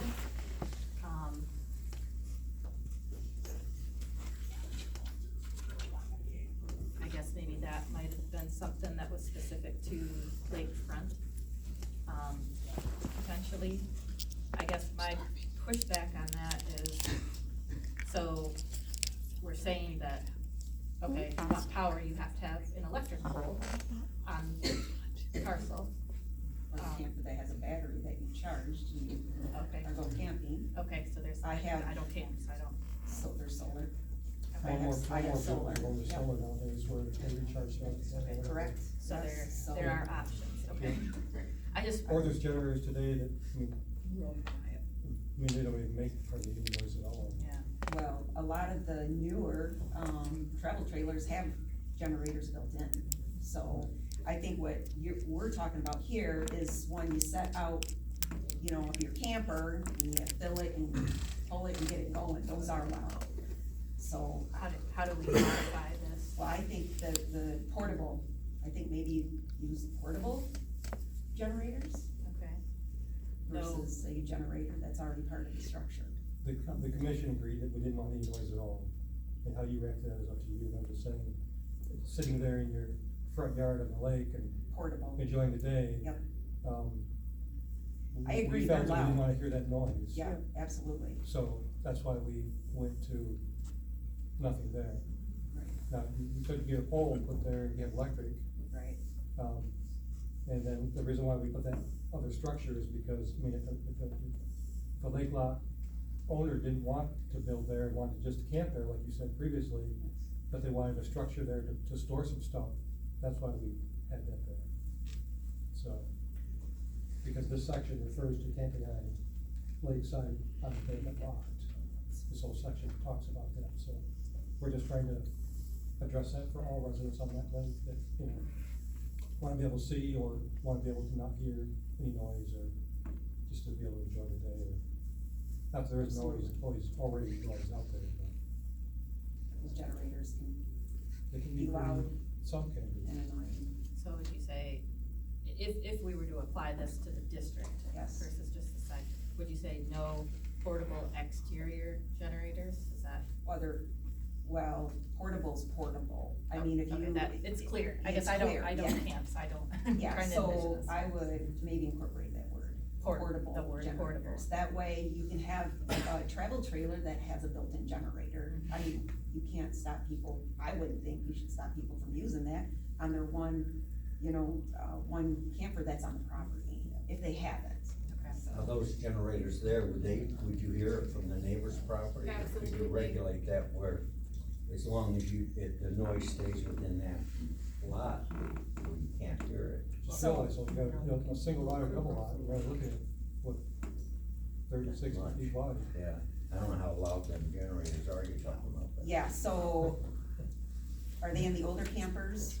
You're probably saying yes. We had an older camper and And it it's had loud. a onboard Onan 5500 and you fired it up and you can hear it. Okay, so, maybe I'm wrong, I know portable definitely, I don't know how else to put, if they have a generator that's built in to their, to tell them they can't use that, I don't know, so, how to I word guess- that or think about I that. guess what I was thinking about was, unless there's, if you haven't, no generator shall be allowed unless,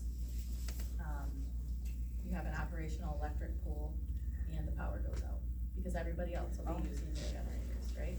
That's And running their correct.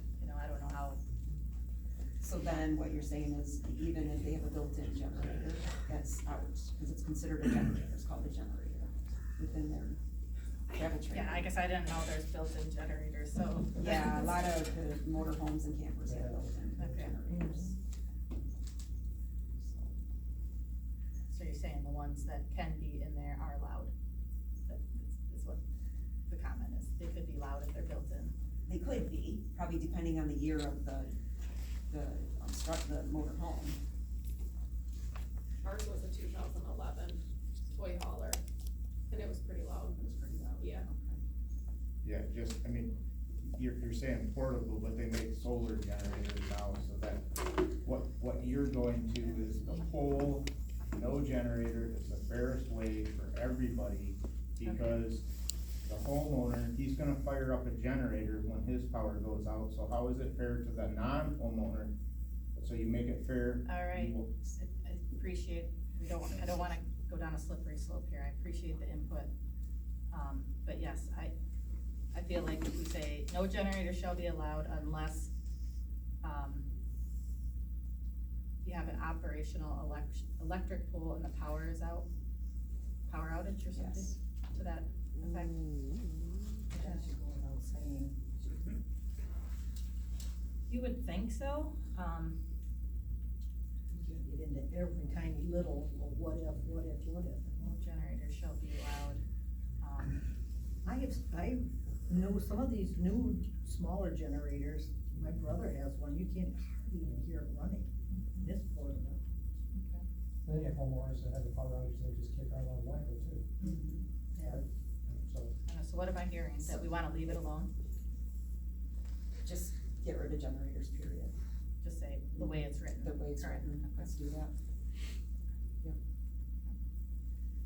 And, you know, again, this is a shell, there's no property subject to this right now. If we wanna make a change down the road, again, we have to do public hearing, proper notice, but for now, to get something on the books as we continue this, you know, 2-year process that we've been on. Toilet facilities.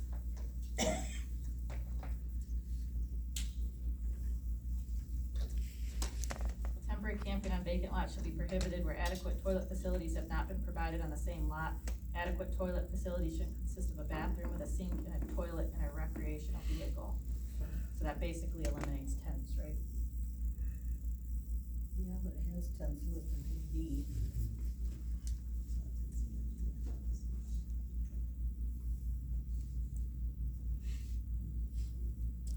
H, removal of camping equipment and appurtenances, with the exception of a protected pit area for campfires, all tents, camping equipment, and appurtenances shall be promptly dismantled and stored away and not in use. To me, that seems like a whole district, provision. Is that fair?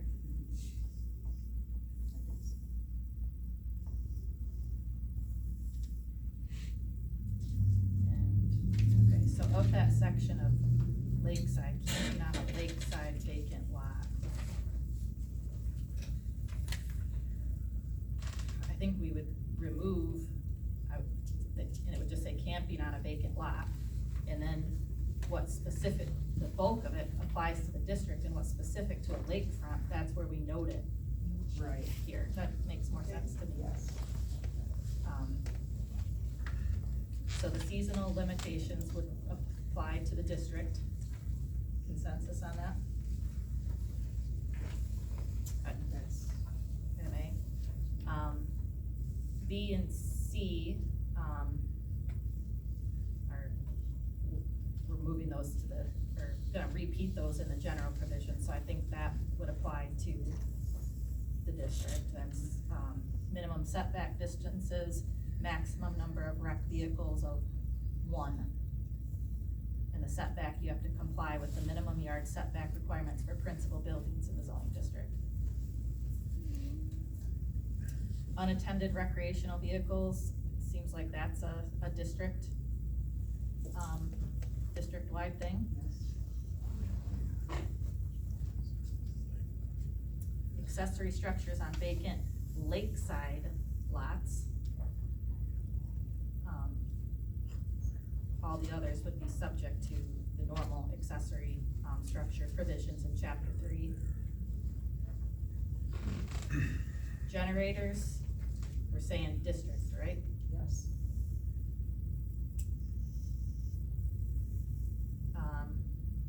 Toilet facilities, we're saying district, right? Yes.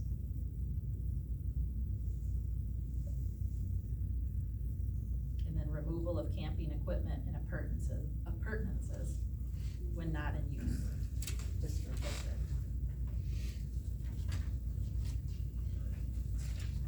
And then the general provisions will apply to everything. And then the last item, camping on a lot occupied by a principal dwelling. The following additional standards shall apply to camping activities on a lot occupied by a principal dwelling outside of a designated recreational vehicle park or campground. A recreational vehicle parked or stored on a lot occupied by a principal dwelling in accordance with section 3.28 may be used for temporary or short-term camping activities in accordance with this section.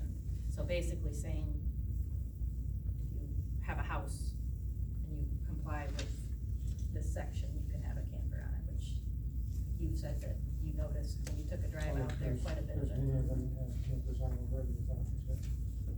And then B, temporary or short-term camping activities may also include use of tents or similar shelters in accordance with this section. So if you have a house and somebody wants to pitch a tent, that could be your one recreational vehicle. And then the definitions, campground or recreational vehicle park, camping, and lakefront or lakeside. And then there's also this, part of the general standards, this permit, which will have a associated fee, which will have to, that'll be a later determination. Again, we get the shell district, gotta continue the process, which would be the rezoning process, noticing, and then also determining what the fee would be on this permit process.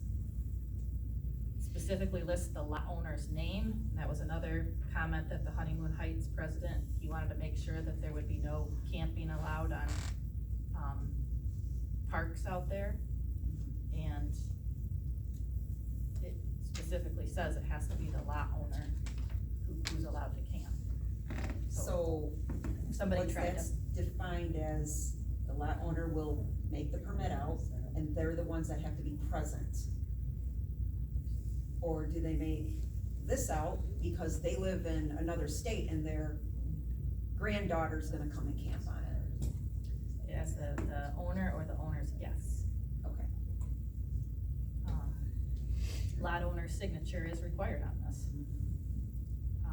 Have to note if it's vacant or occupied.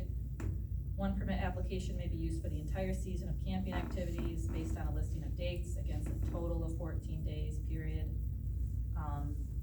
Or a separate application may be submitted for each event. Has a section for a lot sketch to show that the setbacks have been met. Contact that information for the person who will be responsible for camping activities on the lot. That asks for the relationship to the lot owner. And they also have to sign this, the responsible party. Note any violation of this camping permit or ordinance will forfeit camping for 1 calendar year. And then Dave, there's a spot for you to approve and additional notes. One thing on there about the setbacks, when there's an empty lot, you have to fit it in where the setbacks for a dwelling is, okay? What if you have a dwelling there, like you were saying, and the person wants to camp there, do they still have to have the setback for their camper with the dwelling on that same footprint, or? It's in the general provisions, I think. So that, There has to one be room setback there. would only comply with an empty lot, not one that's got a dwelling on it, you're saying? You should have some kind of setback even on that, otherwise somebody can put 5 foot next to the. I think it applies, as a general provision. Okay, so setback. regardless, it has Regardless to if fit. there's a house. Yeah. That was our intent to apply. Okay, any other questions? You all had a copy of the permit. Any questions on that? And, again, I know as far as policing, we'd be required to get the permit. We'll have to determine what a reasonable fee is, how that would work. And you know, we are not a township that has the funds to have someone patrol the roads. So, you know, people will get their permit and they will be expected to, comply. You know, Dave is not gonna be going back out there at the end of 14 days and checking, you know, that's just not feasible. So it's gonna, just like any other law enforcement agency, you know, the relationship with the public of, hey, you know, if you see something, report it. Maybe there could even be a, hey, here's the listing of all the permits for this year that we share with the association, so they know what's going on. How about, just like a building permit, you have to have it posted on the property. Oh, That's a really good thing to do, cause I think that would, really good. you know, pacify the neighbors too. Yep. To know that they have paid their fee, here it is, they can look at it if they want to. You know, they'll know what dates they're there, So that would be. and then they can also then, of course, turn them in if they're camping and there's no permit posted. I think that would be a good idea. That's an excellent idea. So that would be under general provisions, item 1, letter I, and then I guess we'd add a little Roman numeral number 4. All approved, or how about this, approved permits shall be posted On site. On the premises. On the premises at all. Visibly posted. Visibly posted on the premises at all times. During camping activity.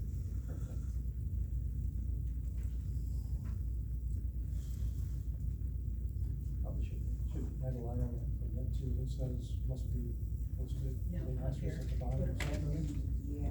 So maybe just as a follow-up. Add permit posting requirement.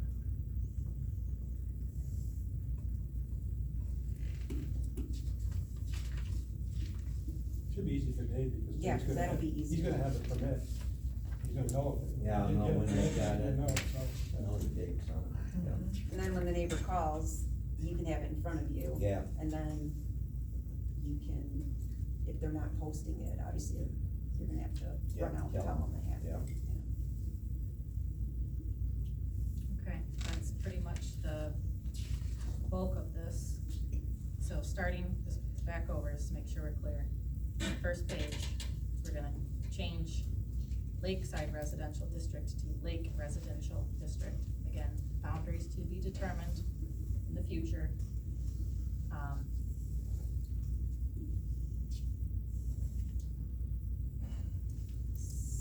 Section 19.03, where it lists the table with all the setbacks and dimensional items, we're gonna add a rear yard setback for non-lakefront, properties of 5 feet, rear yard. Gonna add the honeymoon height, or this will be for the district, but this, language from 7.04.1 regarding, when you, have a accessory building, have to own the 2 lots and have one of those has to have a dwelling on it. Correct? That'll be added. That'd be 1904. That would be, yes, 1904. Thank you. The only bad thing about that is down the road, if somebody decides to sell their house, but keep the lot with the pole barn, then there's gonna be a person, I don't know how you would. Well, Yeah, for them to really get the lot individual. to build, or to get the permit to build, they own there. Okay, now, you know, that might be a point, because to sell it, so maybe he sells the house but keeps that. Yeah. Then he's Now got he to- actually could, you know, what do they do there to sell that? Just the lot with the, well, actually, just to sell the lot with, if you have a pole barn on it and they own it, they would have to sell it probably to somebody that already has, you know, a home there. Can we regulate that, where they can't sell it to anybody unless they have a home there, is that legal? See, that, It's just something we can't control. you can't really control that, that's true. To build it though, we can control it. Yeah. It's just that the future owners, I guess we can't. as in now they're just selling a house, they're not gonna sell that lot that's a block away that has that pole barn on it. They're gonna keep that because they wanna store their stuff in there, okay, they keep it, now a year later, they wanna sell that, so they can sell it to just anybody.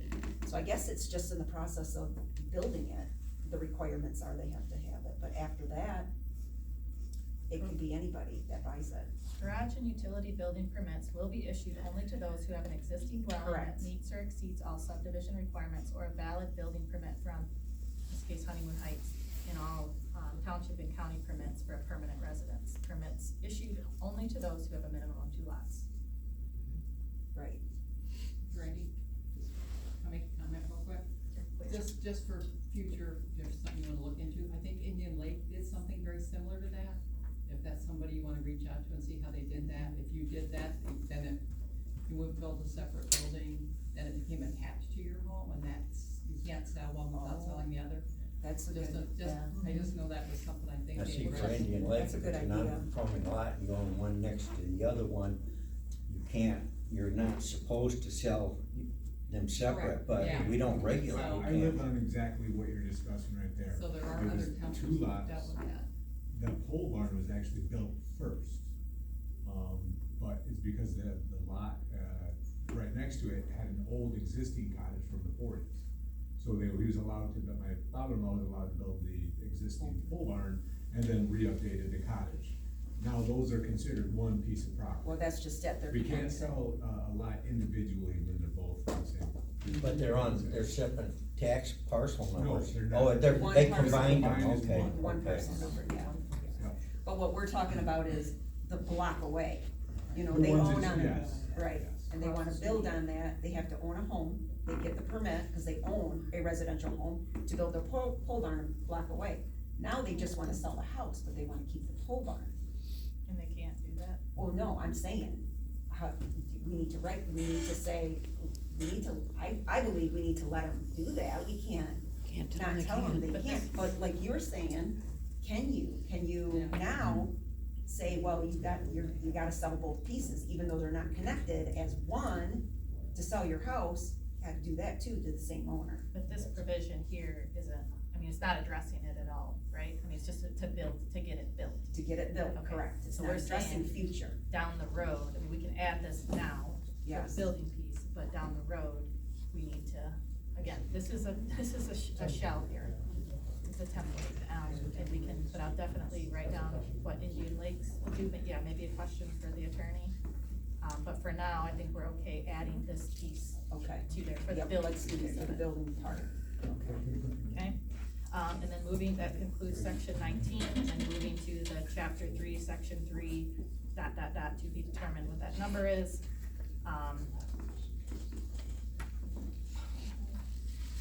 1B we will be adding 2B and 2C, I guess, to that, right? The maximum number of recreational vehicles and the minimum setback distances.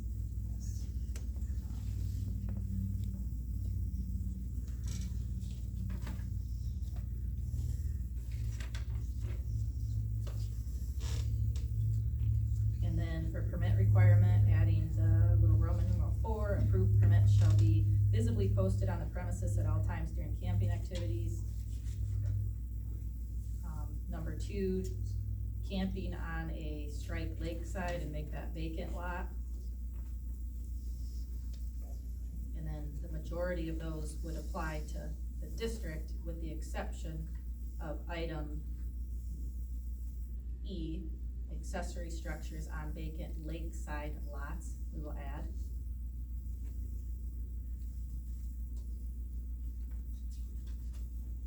And that's all I have.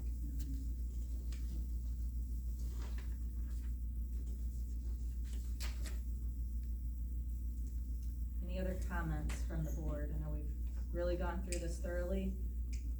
It's not gonna be perfect, it's gonna be let's get something on the books, let's fine tune it in the future as we, as needed. Last call, anything from the board?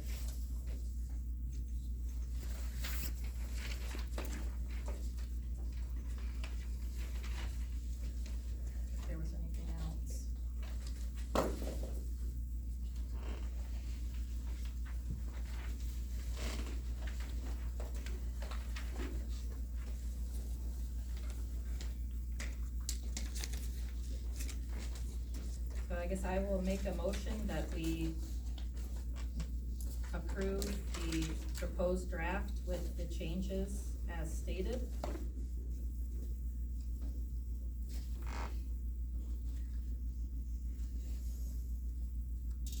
Is there support on that? Support. Motion's been made and supported. Is there further discussion?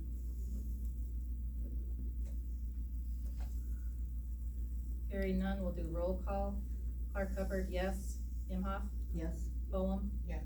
Myers? Yes. Motion passes. So these changes will be provided to, the township attorney, to update the draft. She will, provide a notice of adoption, which will get published in the newspaper and also on the website. And then this will get incorporated into the zoning ordinance, and I know I've said it about 50 times, but there are no properties that are subject to this currently because nothing has been rezoned into it.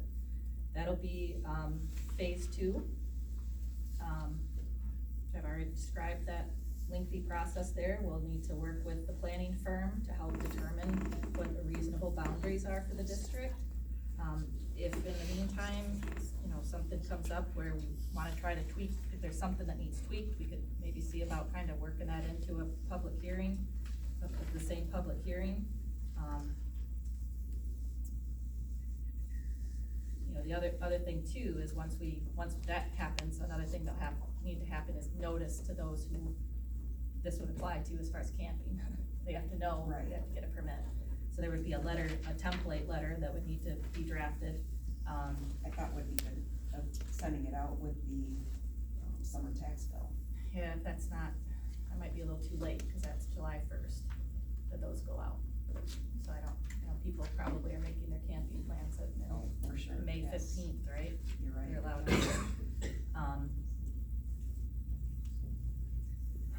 We have to determine a reasonable fee, kind of also kind of the policy on if they wanna get multiple permits versus one big permit, how do we, you know, is there any exceptions as far, or how does the fee piece I factor think that into it that? should stay uniform. If they wanna get just one for the whole season, they pay one fee. If they're just gonna get one and then they're gonna get another and another, they pay that same fee. Okay, that's your, well, we'll keep that in mind for future. Yeah, I think we need to see how this goes and revisit and fine tune as needed, but the point was to get some rules on the books. Again, tricky situation, given the precedent that's been established. I think there's opportunities to work together between township, whether that's homeowners association. Yeah, that's it.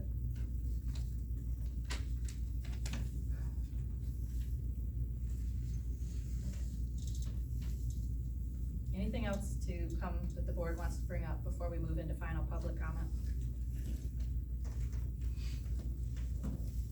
Okay, with that, we will move into, final public comment, open for any topics. Please, go ahead. Jenny Town, Cato Township. I just wanna understand this, and it's my understanding that Honeymoon Heights has their own ordinances, so this lake residential will not be subject, it will not affect Honeymoon Heights. It only will affect anything that isn't in the Heights, right, and any other lake in the township. This will, whatever the zoning boundaries, and I would assume that it would include Honeymoon Heights, that would apply, and then if they have more stricter rules, they have a private homeowners association, then that's So their if their enforcement. rules are more strict than these rules, then theirs would trump ours. That is my understanding from Okay, asking the attorney. so I appreciate the Charlie Curtis email, however, we have to know that he's in Honeymoon Heights, not on the lake 1/4 of just Cato Township, so there's that. And if I had $1 for every time I've heard in the last 3 years, well, that's the way we've always done it, I could not have to even be here working, I could just like relax. Because that's what the association, because we call them direct. So we do go through. You just and- got through saying that we've always done it this way, and that's a precedent's been set for years, and this is the way I've sold everything for years. Well, if Correct. something changes, then Oh, it sure, something changes. changes, but So- you gotta think about it. What if you own that lot and you bought it to build, it's not buildable, see, it's Right, not buildable. but we're not self-serving here, we're only working for the township. I'm done with my comment. Anybody else? You have one? I have a question. Could you say your name? Take a deep breath probably Yeah, here. can you Thank just- God you hey, brought Can Tootsie you Rolls. state your name for the, My name is Brian Young. Okay. And I live at 6024 Cutler Road. Okay. Dave knows where I live. I actually own a lot across the street from me. I live on waterfront. I have to get a permit for my nephews to come set up a tent on the lot across the street from me that has power, septic, electric, a garage. I gotta get a permit? That doesn't make sense. And as a responsible adult, I don't allow kegger parties or loud music or generators. So, why have a lot? Is that for vacant land or is it for all the above? I'm sorry, I didn't hear. I just asked if what they're working on today is for strictly vacant land or for, like what you said, you have a property that you have a house on. So if you have a residence, does that count? Across the I street. I think, Across the I street. think But it it's does street, apply he to doesn't all. have No, it's house. two different I think it does parcels, two apply different to everything. all. Okay, If I'm gotcha. understanding. But if my nephews wanna come up and camp for the weekend, I have to call Dave and pay for a 3-day that I own the lot? And it's not vacant. It's got a garage already on it with electric, so they don't have to poop in the backyard. And they don't have to hear a generator. Well, I appreciate your comment, and like I said, this is a shell for right now. Right, right. This is something we need to fine tune, I definitely Does- appreciate does that that- perspective, because there's probably a zillion different Yeah, scenarios out yeah. there, and that's a I just great wanna do one what's bring right, I up. wanna know what's out there and do the right thing, but I I don't appreciate. feel like I should pay for somebody to, my family to camp on my lot across the street for 2 nights. Your comments appreciated Okay. and definitely noted, will be recorded, and let's keep that in mind, that's a I have scenario. no generators, I have an electric pool. Thank you. Anybody else? Thank you. I think, you put a lot of credibility into the master plan that McKenna put together for you, and you said you spent a lot of money and you paid a lot of attention to it. And I have brought up multiple pieces of, articles out of that, and especially called Lakefront Residential. And I understand you're trying to, like, maybe change the name of that now, but if you would go back and look at page 42 of the general characteristics, it tells you about how they wanted to take the difference between lakefront residential and differentiate it from rural residential and neighborhood residential. And they're attuned to the fact that they know that it's around Tamarack and Town Line Lakes. They know the primary purpose was to preserve and protect those natural bodies of water, but they also put right in there, further, lakefront properties tend to have different needs than those that are not located waterfront. And most appropriate for this designation, which was called lakefront residential on the first side, then it went to lakeside residential. That designation included residential homes or cottages with accessory structures. Other appropriate land uses include public space such as parks and boat launches. They're not talking about camping. I'm just telling you, I think that you're going backwards as far as as trying to attract people to live on a lake, and you wanna bring in more money into your area. I think you're really harming yourself when you're not, if Belvedere doesn't have any camping whatsoever, you think 14 days is great. Well, to me, it's 7 weekends shot out of the summer, because I know what's gonna happen. They're gonna come in for 2 days, boom, get out, 2 days, come out. And I don't know how this man, you need to talk about controlling costs. What kind of, you know how much money it's gonna cost him, or you, or whoever has to do it, to go running around trying to look after all these permits? I think you're going in the wrong direction, but, you know, it's your game and your play, but I think the people of Cato Township that lived on the lake got hosed right from the beginning of this, and this is my personal opinion, because it started out as a 14-day storage thing. Then the attorney came in and dropped this bomb on everybody and said, no, we're gonna open up to 45 days, we're gonna put porta johns and 3 trailers on every lot. That was gonna be the limit. Everybody lost their mind over that. And then we came back and made a so-called great thing, a great, okay, that we're all settling and we're giving you, all we did was go back to the 14 days and make this man work, I don't know how much harder. So to me, I think that we all got played. And I know if you listen to what happened last month, you heard a lot of people opposed to this. So the fact that you listen, whatever you're listening to, it just doesn't make any sense to me. But I'm sorry that it went the way it went, but I understand your decision. Thank you for your comments. Anybody else?